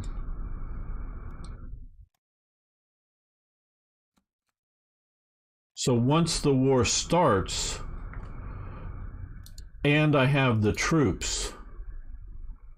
So I know Arno, being Dutch, wants me to defend Dutch territory, and sure, fine. But if I think, say, the Philippines are properly well held and Guam is well held, then yeah, then because you can only start reinforcing into Malaya and Java once that we're in the Allies and we can get in there. And once we can get in there, then yes, but we can't get there beforehand. So broadcasting and monumental architecture. So yes, when we can.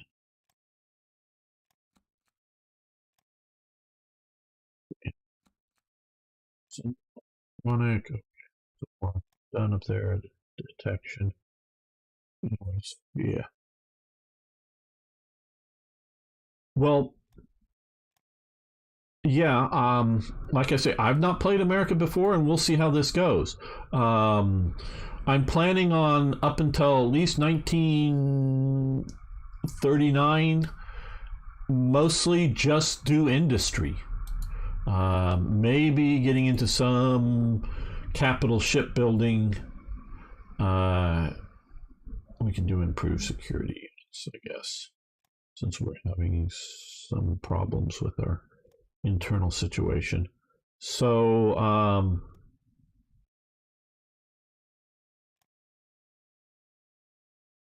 yeah, I would rather have a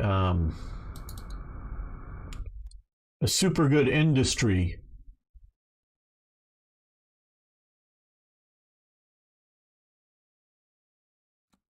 and be ready to go is okay.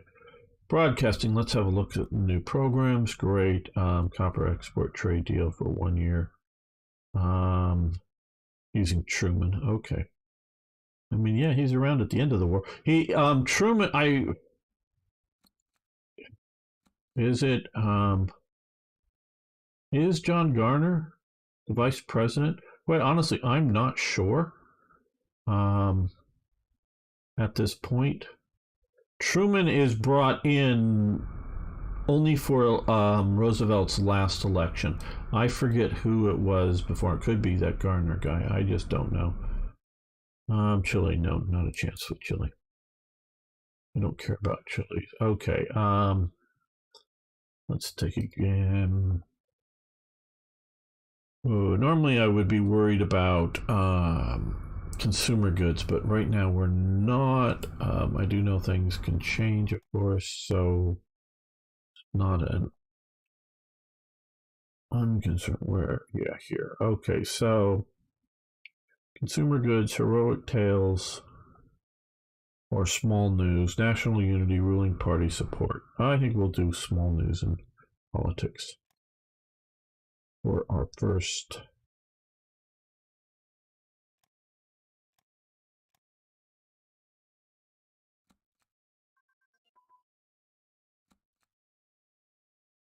Okay, new monumental. Let's see the plans. Carrier screws advance, carrier rudders advance, carrier hull, carrier armor, carrier. That's what we capital ship. So let's go to carrier and take a look at the year dates and anything we're still researching. Okay, some of these guys just went grayed out. Okay.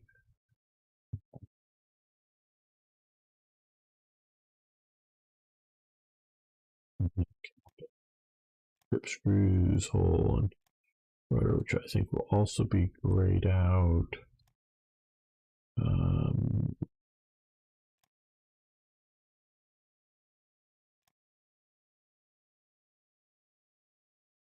no, they're down here, 1936. Okay, we'll continue with those. I guess those were much more backward at the time.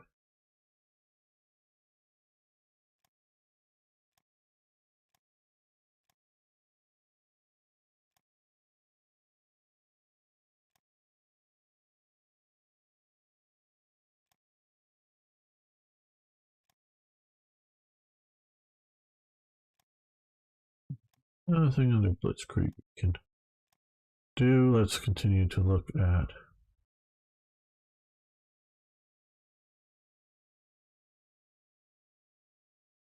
Well, do tactical air command and do tactics. Oh, Truman. Uh-huh. Okay, so we can do one of these buildings. I normally do the university first because if you're going to do it, you might as well do it early. Um,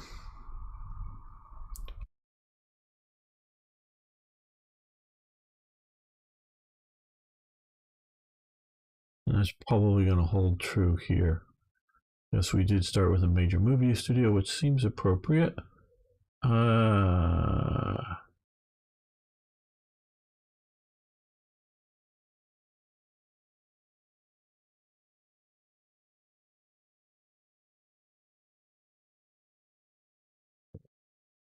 yeah, let's do education. Yes, university. Unfortunately, they don't keep the same title between the various elements. Yes, build this. We'll gain a bit of descent. But all right.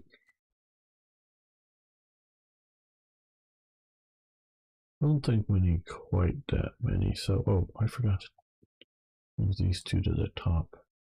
Ah,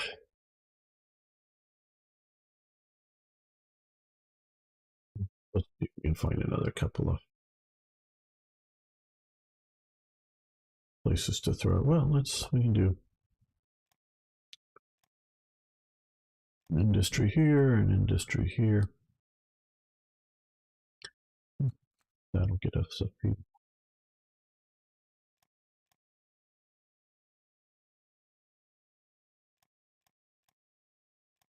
That's at the top of the production.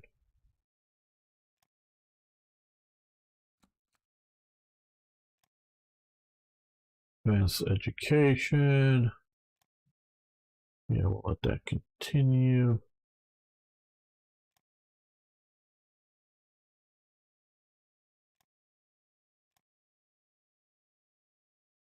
Might as well do AA ammo and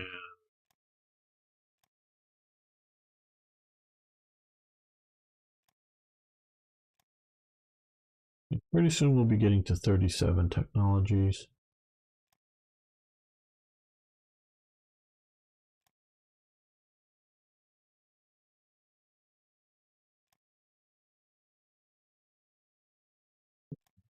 Try to be efficient and get to some of the other earlier.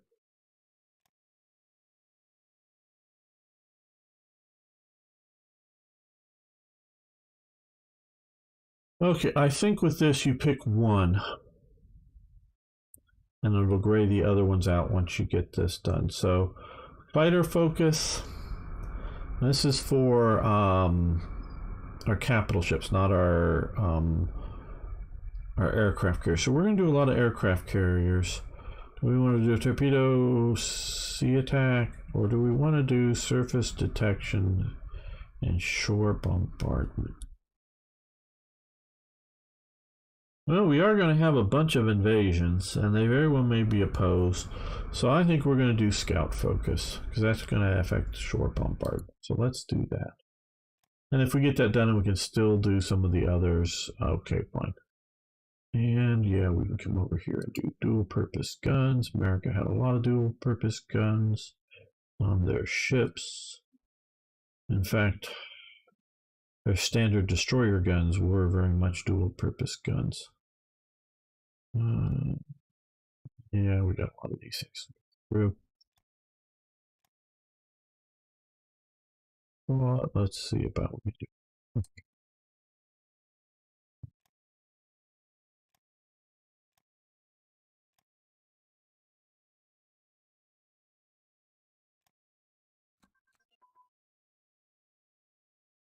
Uh, copper.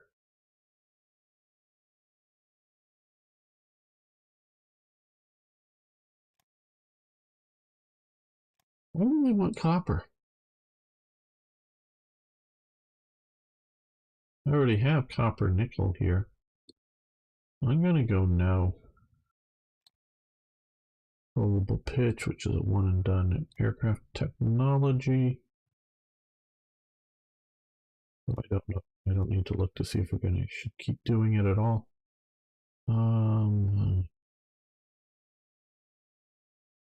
Yeah, some of these I know, like light anti-aircraft artillery, that can upgrade into an already produced ship.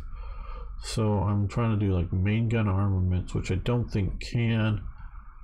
Um, damage control, that can be done to an already produced ship, and as well as ammunition can, I do believe. So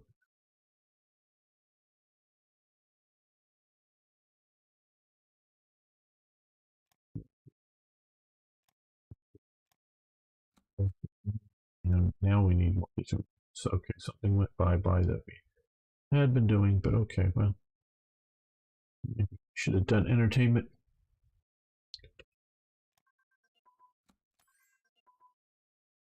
Okay, red. Okay, cruiser.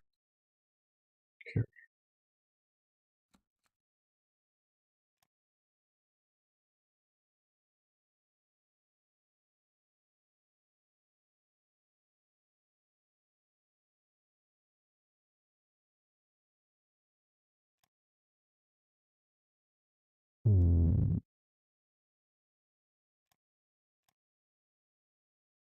okay, I guess we'll just start in on these.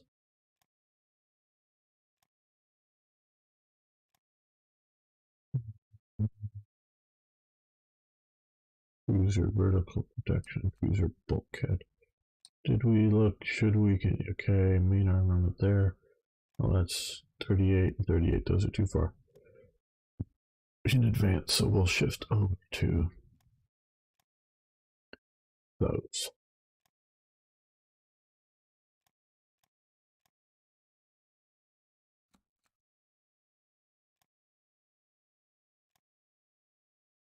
And I think we'll take this opportunity to save the game and end the episode. Not the live stream, you guys. We'll still be doing more of the live stream. But those watching later on YouTube, thank you so much for hanging out with me here and watching. If you have any questions, tips, suggestions, please post them below. Love hearing from you. See you next time for more, yes, more Hearts of Iron. Okay, guys, I'm just going to. I'll be right back and we will continue this. So just hang loose here for a moment, please.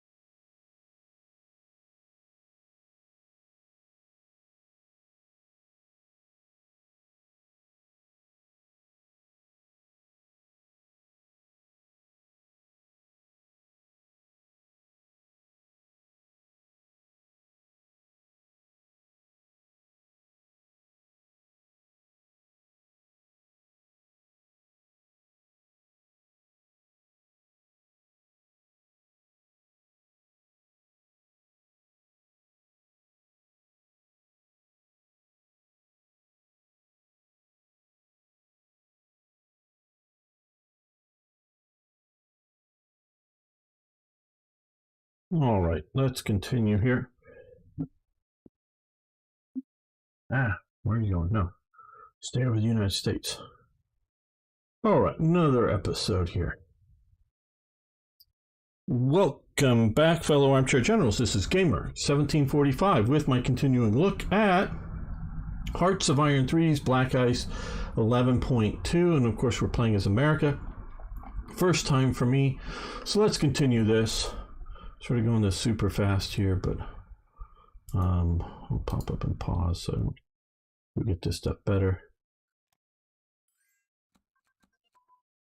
Okay.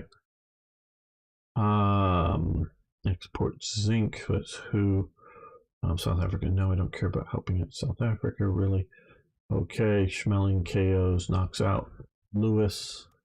Joe Lewis, that is. Okay, electro steel welding. It's under industrial. And we'll let that continue. Yes, you can have crude oil.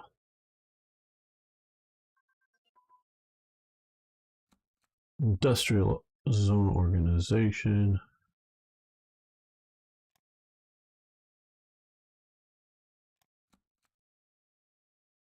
A little more efficient with some of these things.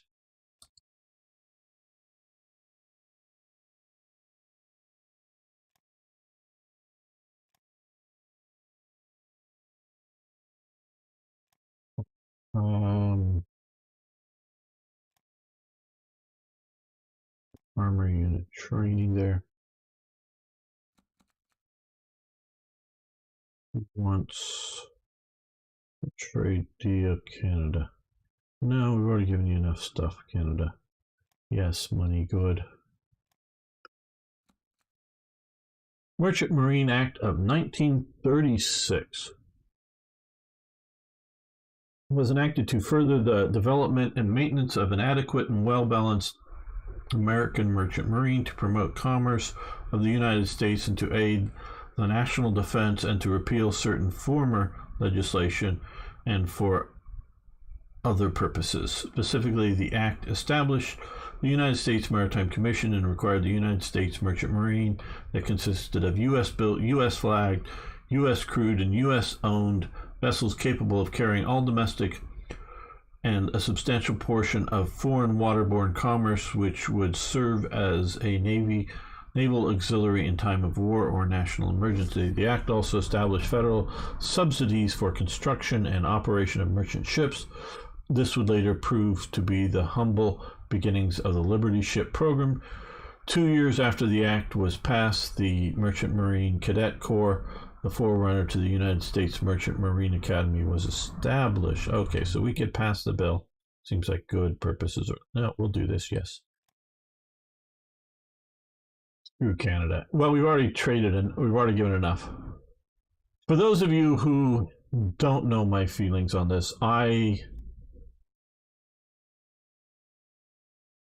don't disagree with the levels of the effects of some of the, okay, I guess they're at the top of these things. What I disagree with, because we, of course, we already have, and it's not separated out as it is in HOI 4, obviously, because we just have rare materials here. We already have trading of these rare materials, which are meant to, resemble, or whatever you want to say, for things like tungsten, for rubber, for nickel, and whatnot. Now, like Germany and Russia both have severe copper shortages domestically, and that did affect the war for them particularly. I just think trading or doing any of this stuff outside of being inside of, being in the same faction, I just think is inappropriate. That's, I guess, in the shortest term, is unhistorical levels. It's more the levels I consider the control of production. Okay, we're going to pay. See, let's pay. Fine. Okay, small news. Very good. We've gotten to low popularity, just what we want. Actually, through most of this period, the Democrats were very popular, and FDR was particularly popular, unlike current modern president who's a Democrat, who I don't think is very popular, although the Democrats are still sort of popular. Not saying they're not, but no one really likes Biden. including a lot of the Democrats who are, some of them that are sort of, shall we go, somewhat conservative Democrats. I mean, they're conservatives for Democrats. They're not like conservative Americans. But for the Democrats, don't like Biden. Some of them. Okay, yeah. And then his left wing doesn't like him because he hasn't given them, like he promised, to forgive all student debt and things like that. So, just sort of an aside about that. I mean, there's huge reasons not to forgive the student debt just because what are you going to do? You're going to bankrupt the people that loaned them the money, or you're going to have all the rest of the taxpayers, the people who've paid off their debt, pay off their debt for them. So somebody's going to eat it. The debt doesn't disappear. So that's sort of effed up. But student debt, in America, you can declare bankruptcy. You go, yeah, hey, and you go to a bankruptcy court. Look, I got all these debts, but there's no possible way I can do it. And I forget exactly when this comes about in America. But you go, yeah, take any property that I have, like maybe if you own a house or whatever, and just clear out all my debts. And you get bankruptcy, and you go through the process, and all your debts are gone. And it's sort of based on the idea that banks, because those are the people who ultimately are loaning out the money, you were a bad risk and they shouldn't have loaned you the money. And so you go through it and it sort of proves that you don't have the money. But then, after you go through that, yeah, you no longer owe any money, but no banks are really going to ever loan you money again. So it's not like a good thing to do. But I think it's the one big debt that you can never get rid of, even if you go through bankruptcy, is the student loan debt. But and the one of the reasons with all this stuff is because they have that protection, and because ultimately the government will pay the student, the institution back if the student doesn't after. So it's a messed up thing. It's all messed up. I agree with the people it's messed up, but hey, I got through university without any debt, so it could be done. I did not take loans. I think all these people that go take, so many people, and it really, in America, for a certain, especially back east, especially back here, the college or university, however you want to say, that you go to really can affect what kind of jobs you can get. Really can. But so many people go to these institutions and take underwater basket weaving or the equivalency of that. They'll go get a history degree. And it will be something that won't have a good monetization ability. Not, part of it is, yes, you're a university graduate and you graduated, and then so somebody will hire you just because they think you're better educated than other people and you're the right connection. So yeah, you can get a job. But so many people that go through the system get a degree that isn't going to help them pay it off. And they've gone to the prestigious college. Why? Maybe to get a good job. Okay, there's only two reasons you go to a prestigious college. One, you think it's going to get you somewhere in life. You're going to meet the right type of people. All your fraternity or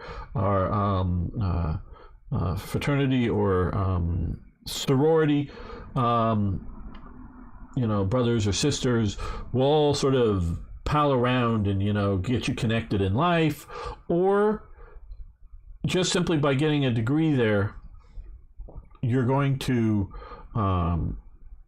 get special skills.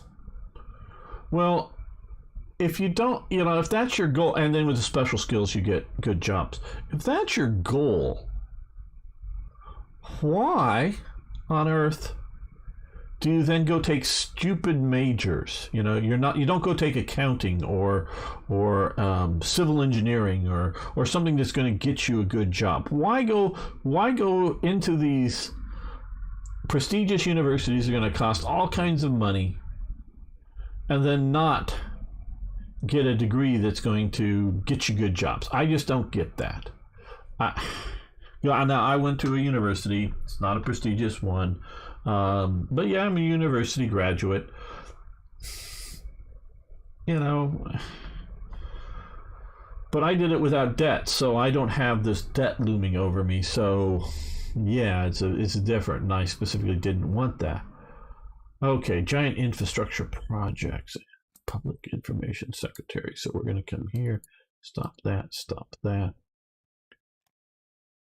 and supply organization and supply transportation, which here, see, I sort of know where these things are. I've played this game a few times before, although Black Ice keeps sort of changing some of these up periodically. So I have to sort of relearn things. Thank you, Arna. Yes. If you're on YouTube, if you haven't already, please give the stream a thumbs up. It does help the algorithm. More people will help find this. If you like watching particularly this particular series of America, the more people watching it, the more likely I'm going to continue it. And it's not so much like a threat or anything. It's just, why make a series if no one's going to watch? And yeah, I know there's going to be a few people that have been wanting me to play America. They're going to want to watch it. But if it's just a handful of people, well, you know, thank you, but I need to sort of kind of have a popular series going.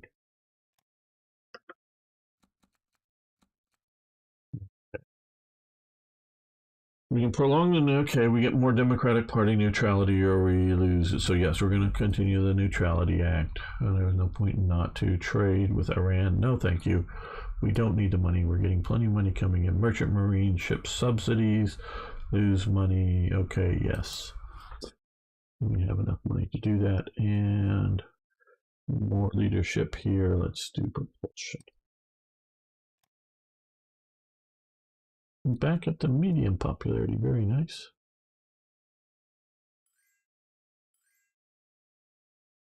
Okay. Yes, you can have your metal. You can have your rare materials. Hades stopped. 21 something.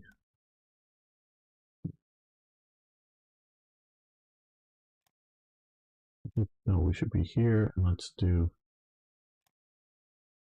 Yeah, let's do.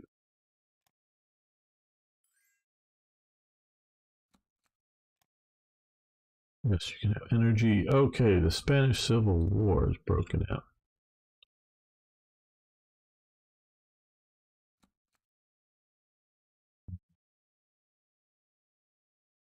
No, not a chance, Iran. Go away.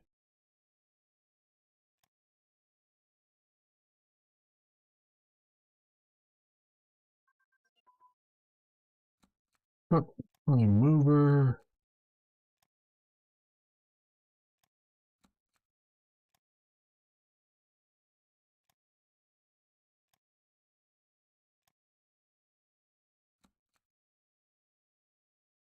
Assassination attempt of opposition leader.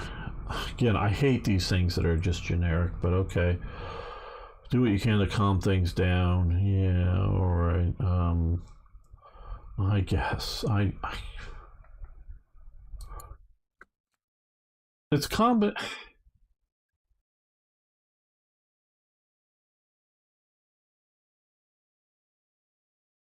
Yes, the biggest thing for me is just that they're not historical. I get the idea that they're trying to make the game a bit more interesting, challenging.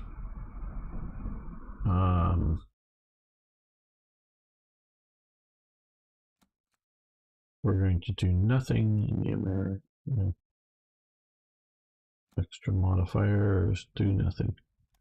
We're just staying out of this. Aluminum mines online. Yeah, over that, good.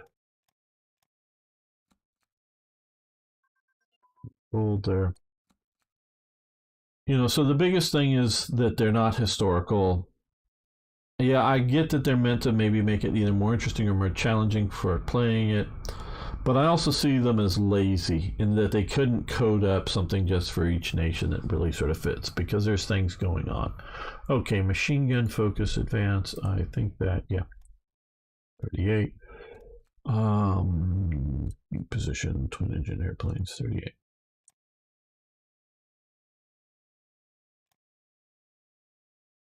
Reconnaissance and other reconnaissance.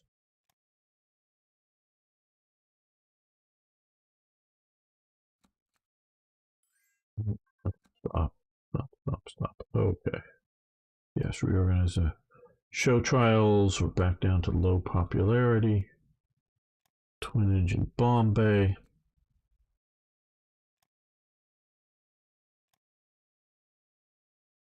Is it possible for the U.S.A. to join the war earlier than 1941 in this game? I don't know. The possible. I would presume it's possible. But I don't know.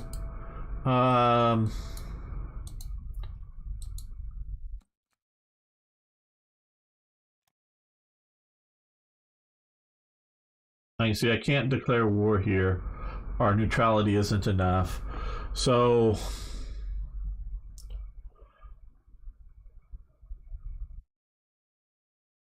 I don't think it's going to be. We could try to lower our neutrality and whatnot. It might be possible, but I don't think that's a easy thing to do. I don't know. It's not just. It's just too. It's just super easy in Hoi 4, and you just justify blah blah blah. Go.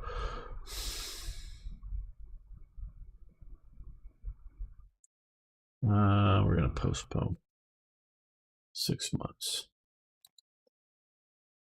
Okay.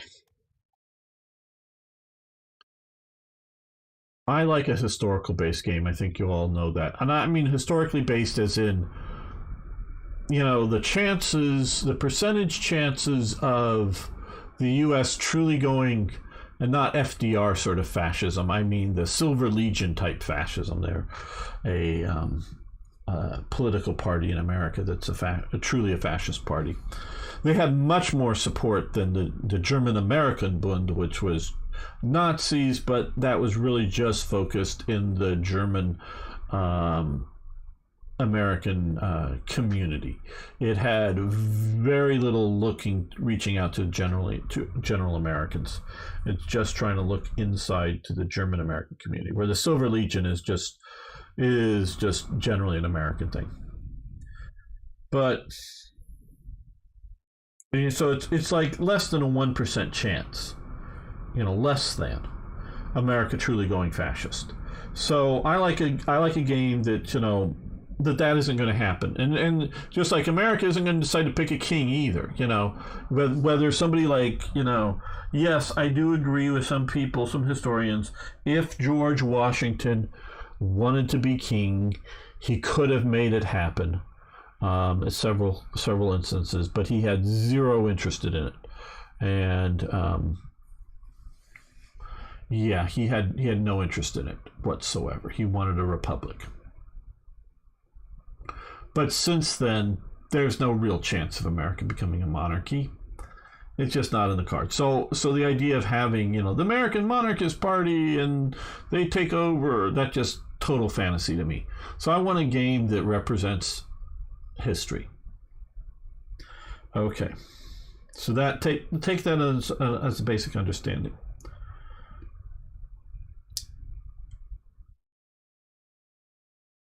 Unlike modern America before World War II had very, very little interest in going to war. Now, you may point out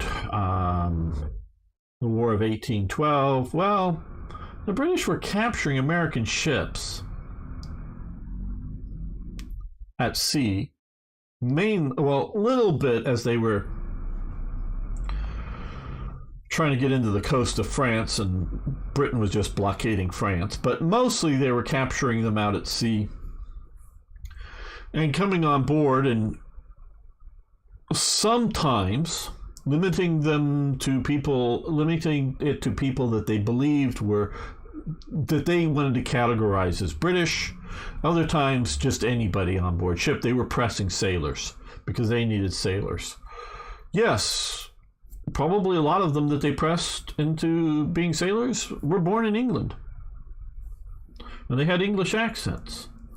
But they were Americans, either because they were in America when the American War of Independence was fought and they fought for independence, or they had since emigrated, maybe 5 days before, but they had become Americans. And so, yeah, we go to war in 1812. And yes, we go to war with Mexico. Well, that's because we were moving west, and Mexico had a lot of territory out here. And yes, we go to war with Spain, basically over... It's really pushed by the newspapers, really pushed by William Randolph Hearst and his papers, and it's really based around the Maine being blown up. It's a battleship that gets blown up in Havana Harbor. Whatever the reason, it gets blown up. It's a real thing. Lots of people die. And yeah, you get into that war. And of course, there's the Civil War. But really, America has very, very little interest in going to war. It takes the sinking of particularly the Lusitania in World War I, and then it's a combination. I mean, that Lusitania gets sunk. We don't go to war, but then the Germans back off from unrestricted submarine warfare, and then I don't know what the hell the Germans were thinking is, yeah, we're losing the war. We were afraid that America was going to come into it, so we backed off unrestricted submarine warfare, and that's not sinking enough British ships. What do they think is going to happen once they go back and start sinking American ships again? That it's somehow going to be better with America actually in the war? You know, so they get us into World War I. But America really isn't interested in going to war. It all went... Hell, Starstreak, it goes downhill with George... Well, it goes downhill from William the Conqueror. Or, you know, William the Third, I should say, not William the First. William the Third. That Dutch guy. It goes downhill from there, not German George. German George is a non-entity. And, yeah.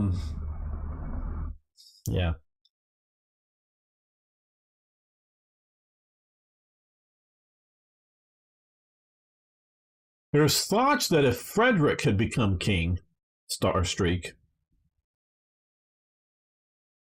because Frederick really liked Americans. You probably don't even know who I'm talking about, but because that's how badly most people know history. But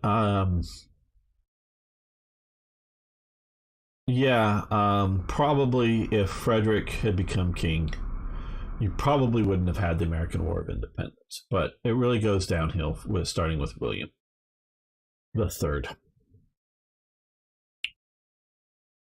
But yeah, don't get me on that. So, like I say, America is not, they get into World War I, but they're not really interested in going to war. So,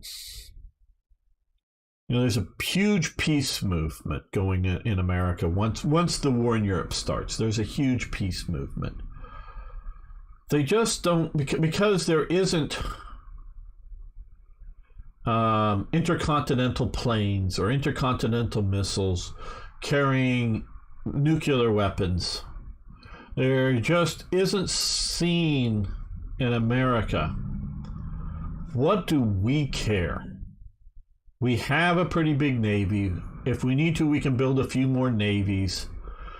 Before World War II, there is no ability to get in an airplane in Europe, fly and bomb America and fly back home. Yeah, I know the Condor airplane and a few others are doing one-way trips, specifically designed to go one way to America and back. Or you go to there and then refuel and go back.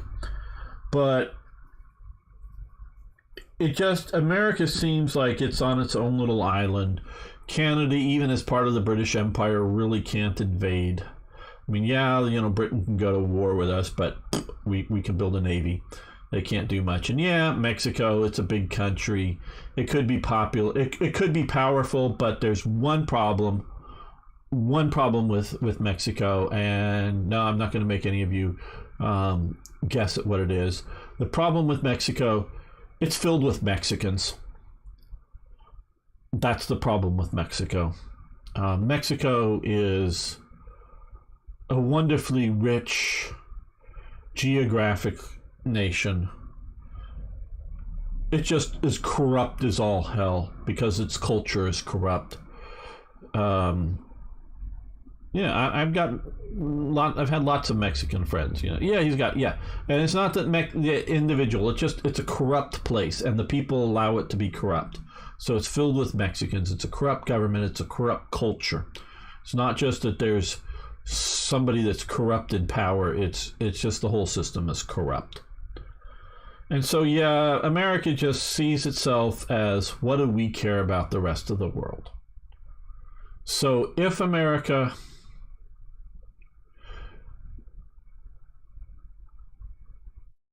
trying to think here. Yes, FDR had the ability and was working on it to get America into World War II, because he is right. The Nazis winning in Europe. He even saw that the communists, now if the communists were sort of contained, the Bolsheviks contained to Russia as he would have seen it. Okay, it's contained, but without Russia being contained and seeing the Nazis, he wasn't really worried about the fascists. He was worried about the Nazis, and he was worried about the Soviets. If they got conquered Europe, and if Japan conquers China and whatnot, that's going to be a serious, many generational problem for America, and he wants to get the U.S. into the war. I'm not saying there is zero moral component in his thinking. I'm sure there is some of that going on, but it's as much about geopolitical situation the world's going to be in. But if he had gotten America into the war,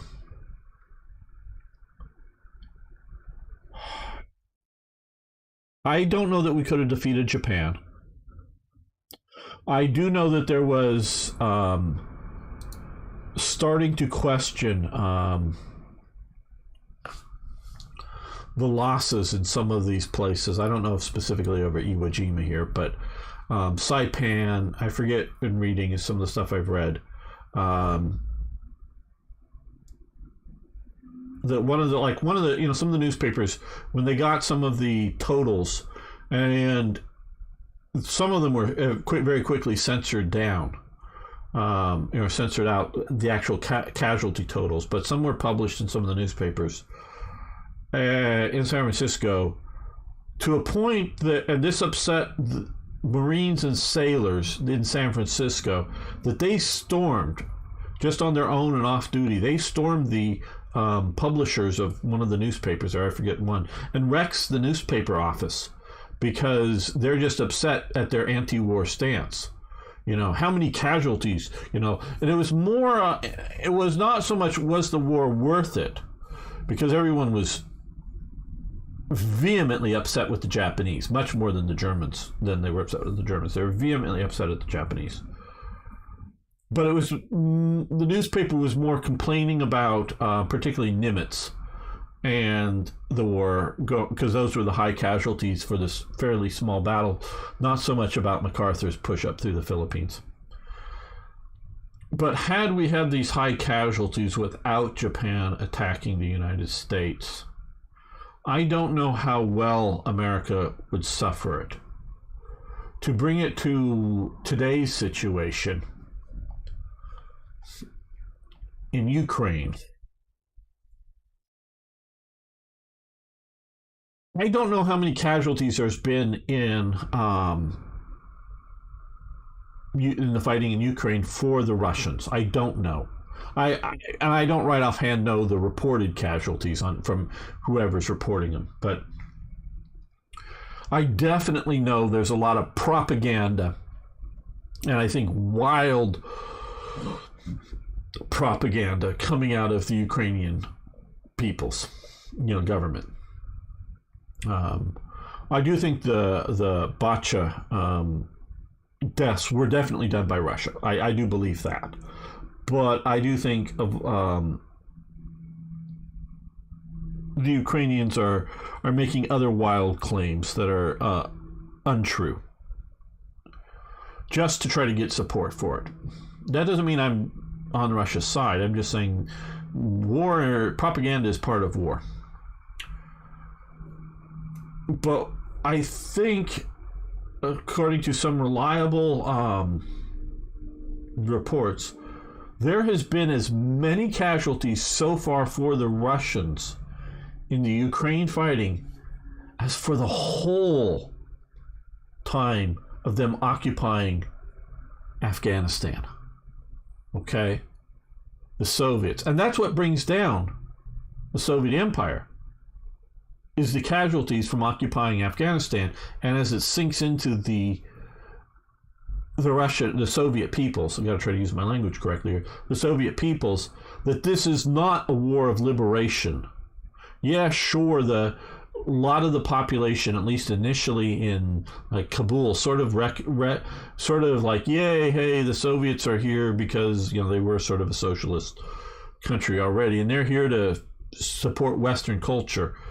Yeah, sort of the modernist, shall we say, in Afghanistan, and certain tribes, because it's tribal, ended up aligned with the Russians because their enemies were the other tribes. But it really wasn't bringing socialism to the people. It was really military occupation. And the people had enough, and that really brings down... I mean, there's many other problems of the Soviet Union, but it's sort of shall we say, the straw or the log or whatever that breaks the camel's back, along with many other ones. So I don't know, as the Russian people really start to hear of all the funerals or death notices get out, just how bad things are going in Ukraine right now for them. I don't know how well Putin's going to be able to sustain the war. Well, FDR would have had that problem, a serious problem, had he entered the war without Japan's attacking Pearl Harbor. Attacking Pearl Harbor and sinking the fleet galvanized America's support for the war. And so going in early should have huge penalties, Arno, and this is where we all start. So things have to go 100% well for the Americans at that sort of export of tungsten. Chile, not a chance.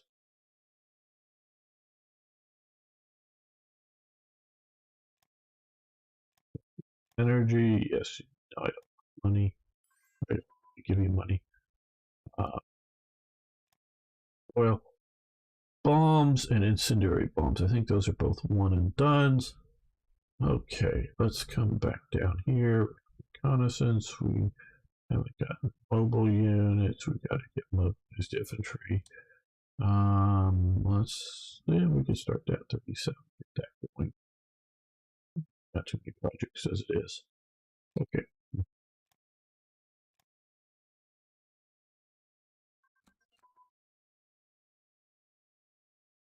All right. Traction suspension. I think that's here now. Here. But it frees up that. Get that armor plate thickness up. And submarine crew. Okay. Well, we're going to keep this going. Probably will, just because we're American, probably going to research almost everything, but that's the one class of submarine I don't terribly much need for America.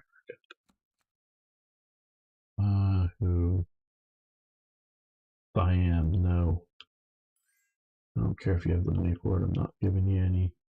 Yes. Gold medal for Jesse Owens. Great. Twin engine airframe research advance.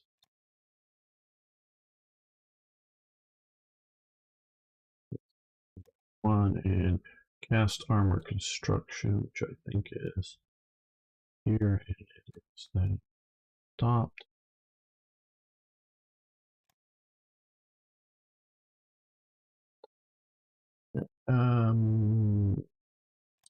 We'll do. Well, we already got too many. No, that's all right.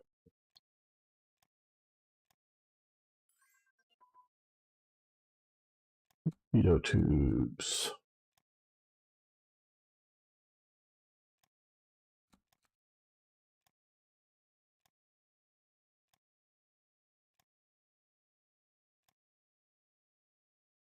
Yes, we'll give New Zealand some energy.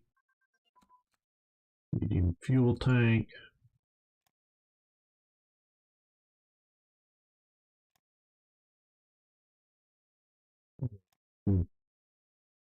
Military police. And what does. Okay, we're going to postpone mine investment again because I think we have plenty. 6 months. And I think we're going to end the episode here. I want to thank you all for watching, and if you haven't already, please subscribe, please like the video. Hope to see you around in the near future, like tomorrow when we have hopefully more, yes, more Hearts of Iron. Okay, everyone, we're gonna stop button. Hello, DB. It's here. I don't know if it's here. What is it? We're gonna be continuing. Don't worry. I'm just making different episodes. If you define your question a little bit more, I will gladly answer it. Welcome back, fellow armchair generals. This is Gamer 1745 with my continuing look at Hearts of Iron 3's Black Ice 11.2, and we are playing as America this time, so doing something a little different from my normal Germany. Aluminum, yeah, awesome. No, I'm not helping out South Africa. Air superiority tactics. What are we currently on those? Okay, those can continue. I'll get that. All right. Uh,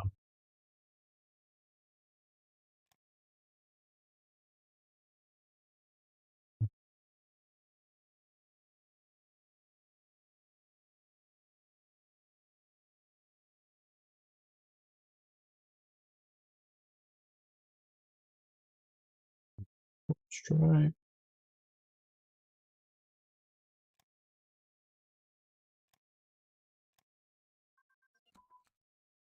Arms advance. Very good.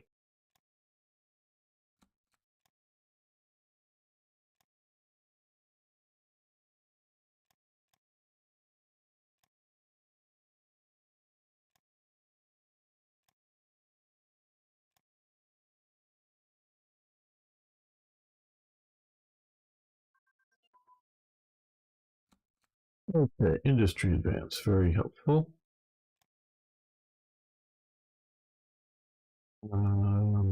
Here.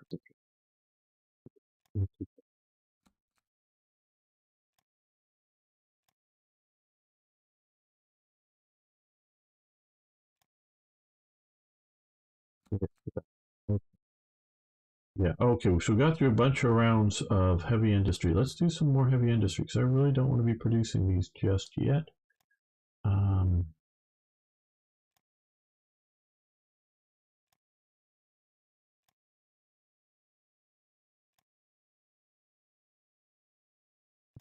worth it, please.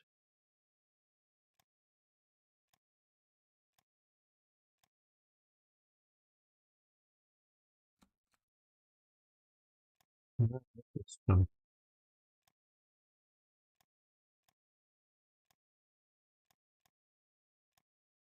know that we're likely to face too much heavy bombing this deep into America or even in the greater New York area, so let's just do that. Oh, we also have convoys, okay.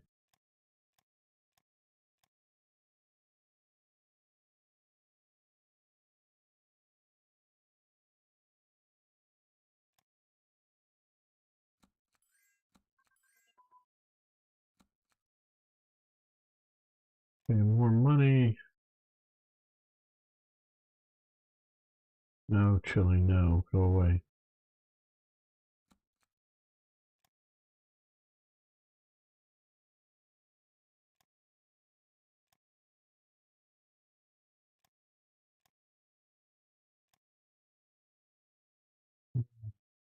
No, we don't need fuel. We need supplies. We're building enough. Making enough. Expand our mines. Okay. Now, large fuel tank research advance. I think that'll all be grayed out. Yes, we can do assault gliders. And Romania, we give them money. No, we're not buying rubber.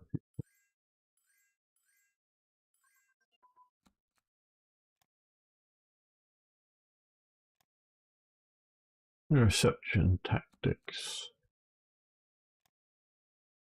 And I'll let that go. And submarine batteries. Okay, that's 8. So, that was conjunct fire control. Okay.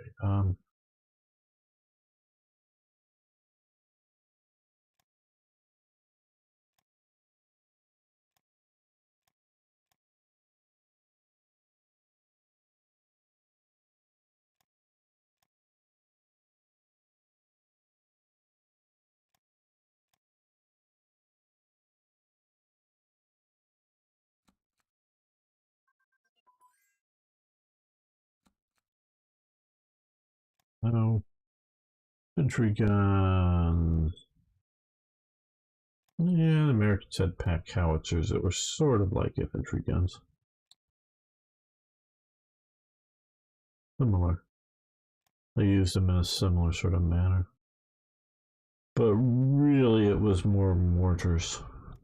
They used a fair number of 81 and 120 millimeter mortars.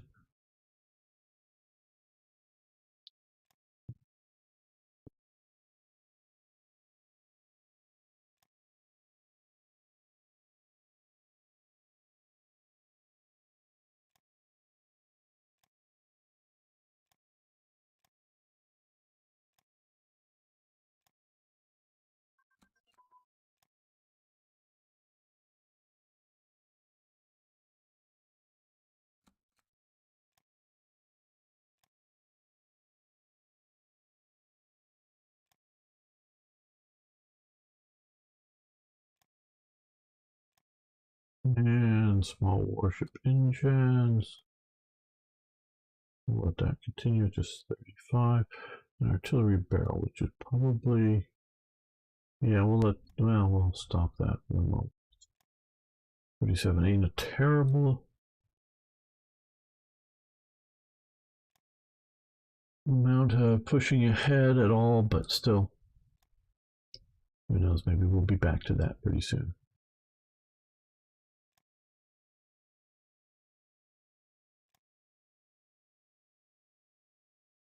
Yeah, I think we're getting to needing to just do really start doing 1937 technologies. But if we are, we're going to do fighters first here.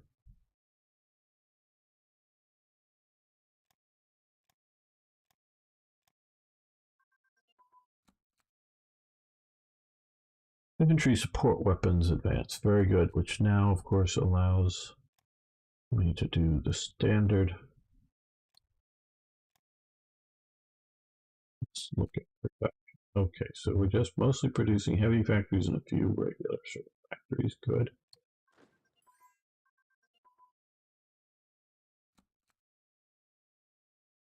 Basic anti-tank ammo.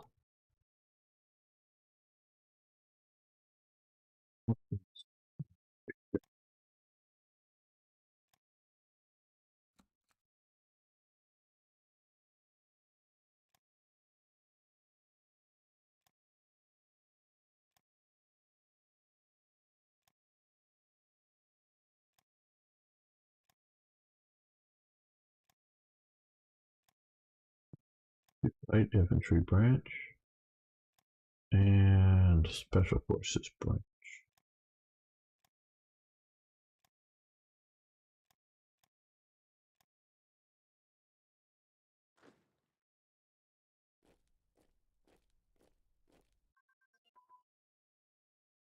Okay, submarine periscopes. Need to see where you're going when you're in a submarine, I'm sure. So, 38.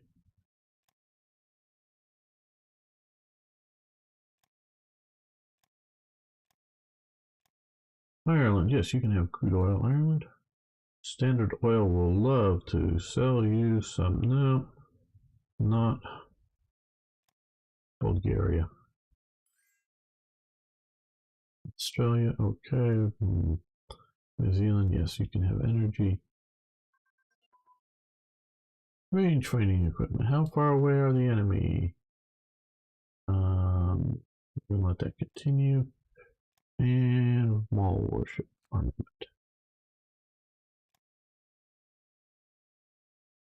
We're gonna let that continue.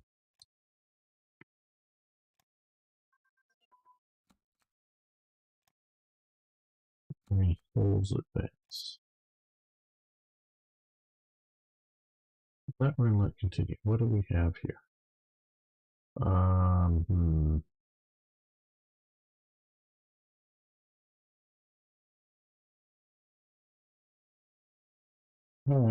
Resources from my seas.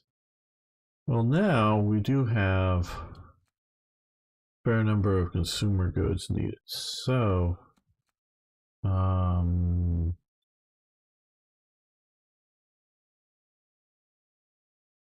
goods during peacetime down for 10%. So now it actually does help us. Don't need that much in supplies, so let's. Yeah, it's going to be a lot more.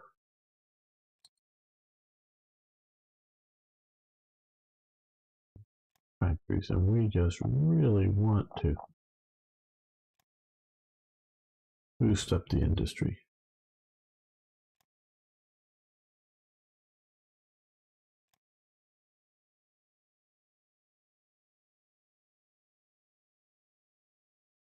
Oh.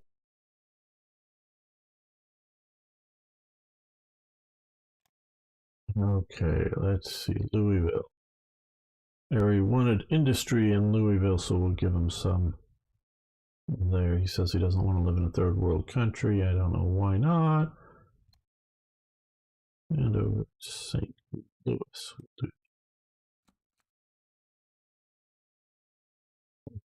These things need to go to the top. These are the ones granted by political leaders.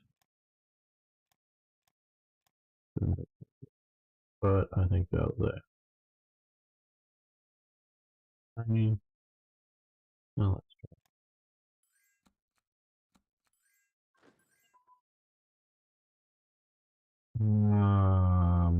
Canada, no.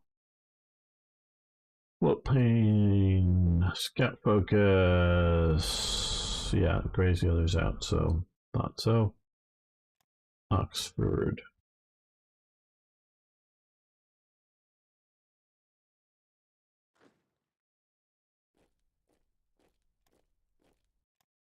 Why we're having a uprising here or there.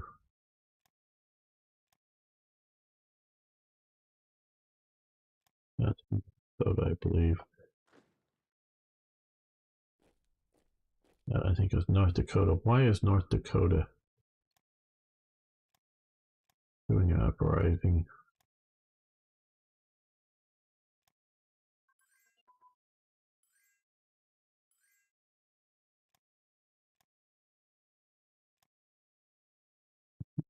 Munition.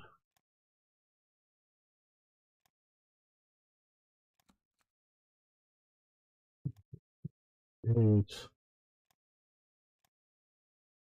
hydro. Water phones. Yes, and continue that. And Dominican Republic also.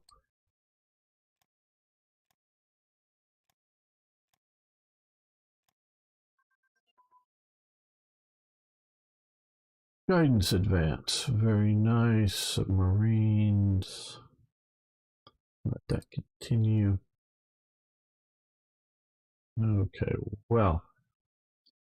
Okay, steel refinery, coal field. Okay. We got to pick where we want to put these. Um,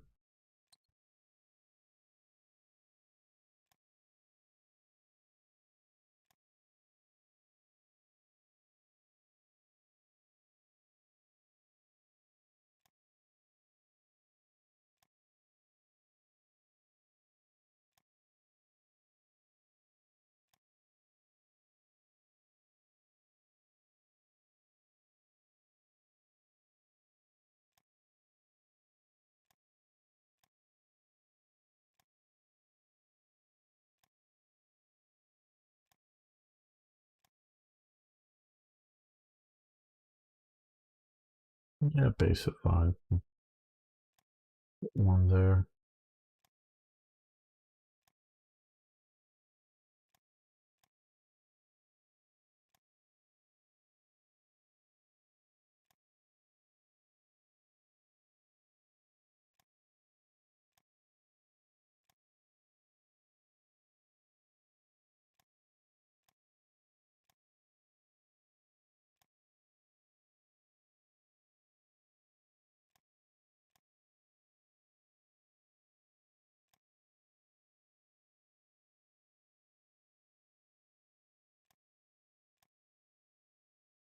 Okay, rare extractions. That looks pretty big, so let's put a rare extraction there.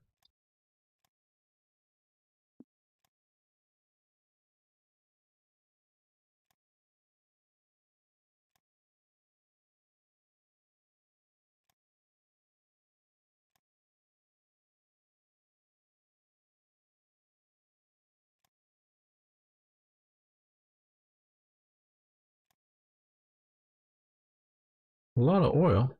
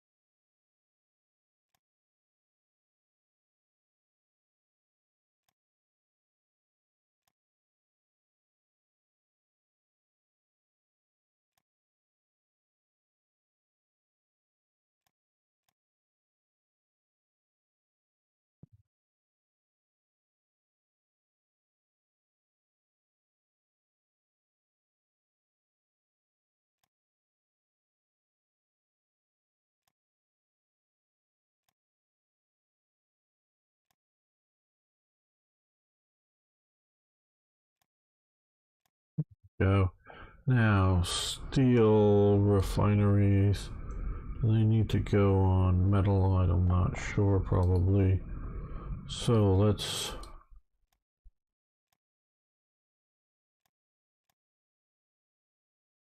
Do that.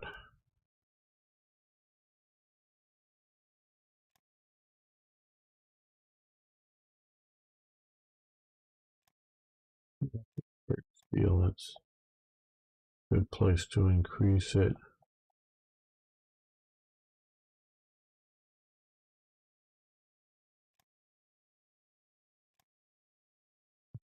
Liner. Yeah, come up with some better ones, maybe, but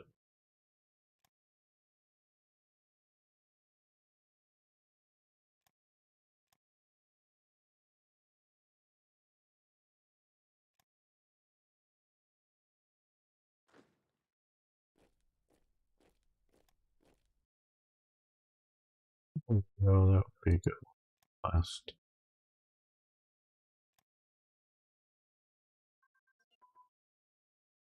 Okay, small warship. SW.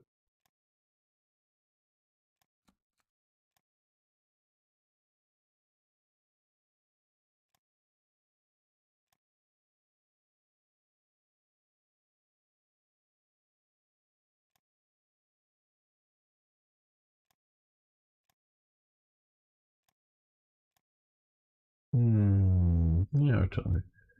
Preparation. That works.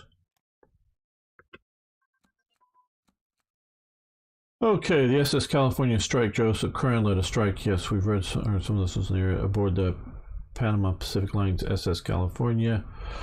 Then docked in San Pedro in October 36. Curran called for a second strike, in part to improve working conditions and in part to embarrass the International Seamen's Union.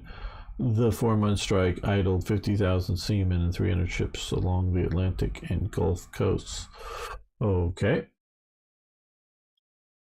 Bunch more of units rise up, which I think I didn't quite see. If you were just talking about an effect, I would grant you that, but I just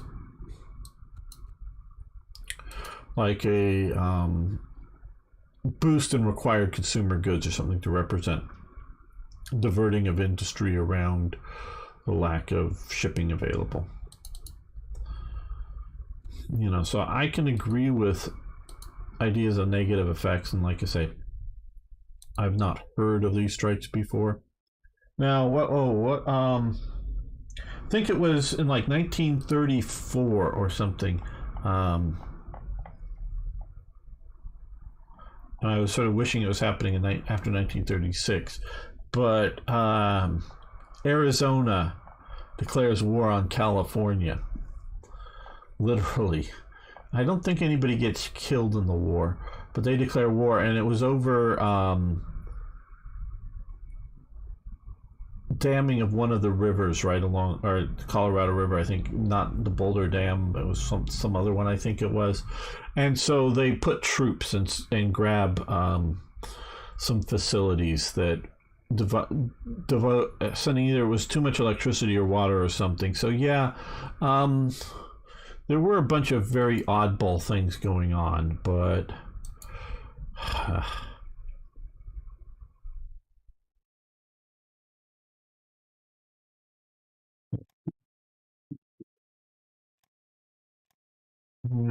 yes, so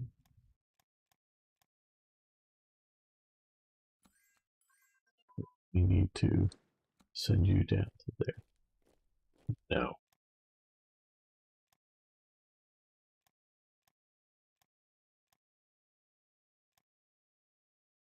Propulsion advance for so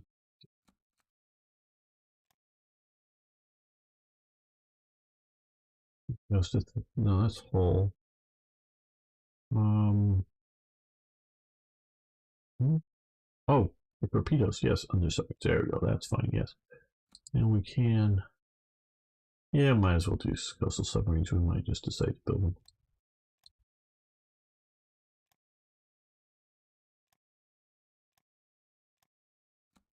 A bit more too. Not that I don't want some of these more, it's just the time it takes to try to figure out what more I should be researching.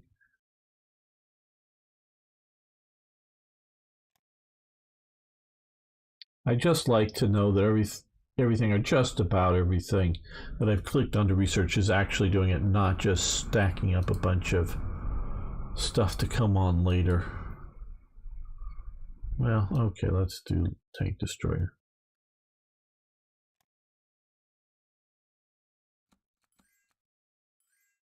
Okay, ask for more money. Okay, gold mine that's keeping us with lots of money, even though that did take a big whack out of our budget. No, we're not giving out money. Giving out resources for money. Double hanger.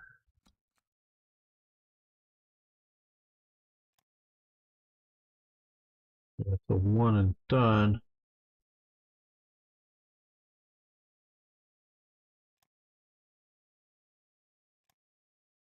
Like your armament advance. Okay, that's grayed out. Now we can do light cruiser armor thickness.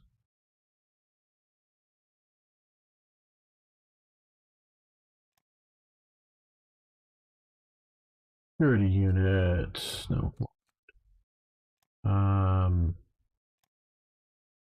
Yeah, that. Mountain infantry activation. The U.S. did have some mountain infantry. Improved security units. We just did that. Won the battle.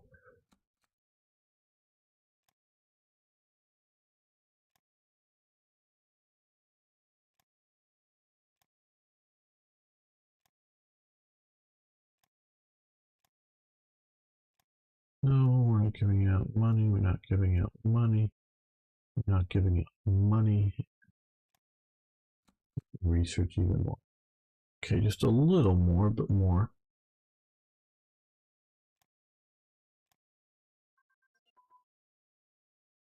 Okay, artillery carriage designs advance. Okay, well, yeah, we'll let it go.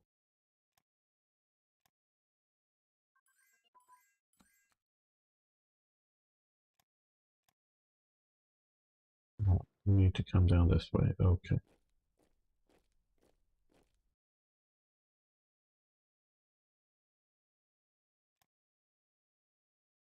Great War analysis, which I think we'll let continue. Submarine engine advance.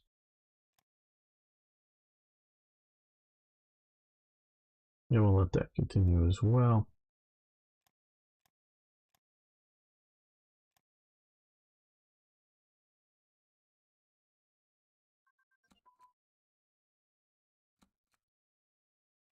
Safety first. Well, not always, but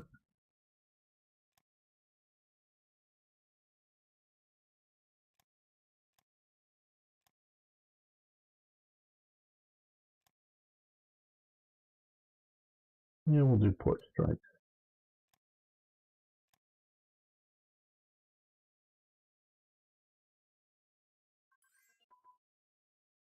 Tactical operational commands advance superior firepower doctrine.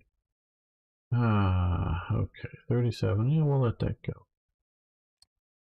What does Argentina want? Money for people? No, thank you. Okay, I don't want to let these episodes get too long, and we are plowing through 1936 pretty fast. So I think we're going to end the episode here. I want to thank everyone. I really do appreciate it. So see you next time for, yes, even more Hearts of Iron. And guys, Arno, Starstreak, DB, whoever else is here, I'm really feeling tired right now. So instead of falling asleep on the stream, I think I'm going to end it here. I really do appreciate it. We should be back tomorrow for War Thunder. I hope Arno, maybe Starstreak, others will decide to come and play. Do appreciate those that do. And Tuesday we'll be doing Valor and Victory for Slytherin. So Infantry Thunder, no, not enough people wanted to watch that. I think we'll do better with War Thunder. Arno, that really didn't get enough views. Sorry. So thank you all so much. I do appreciate it.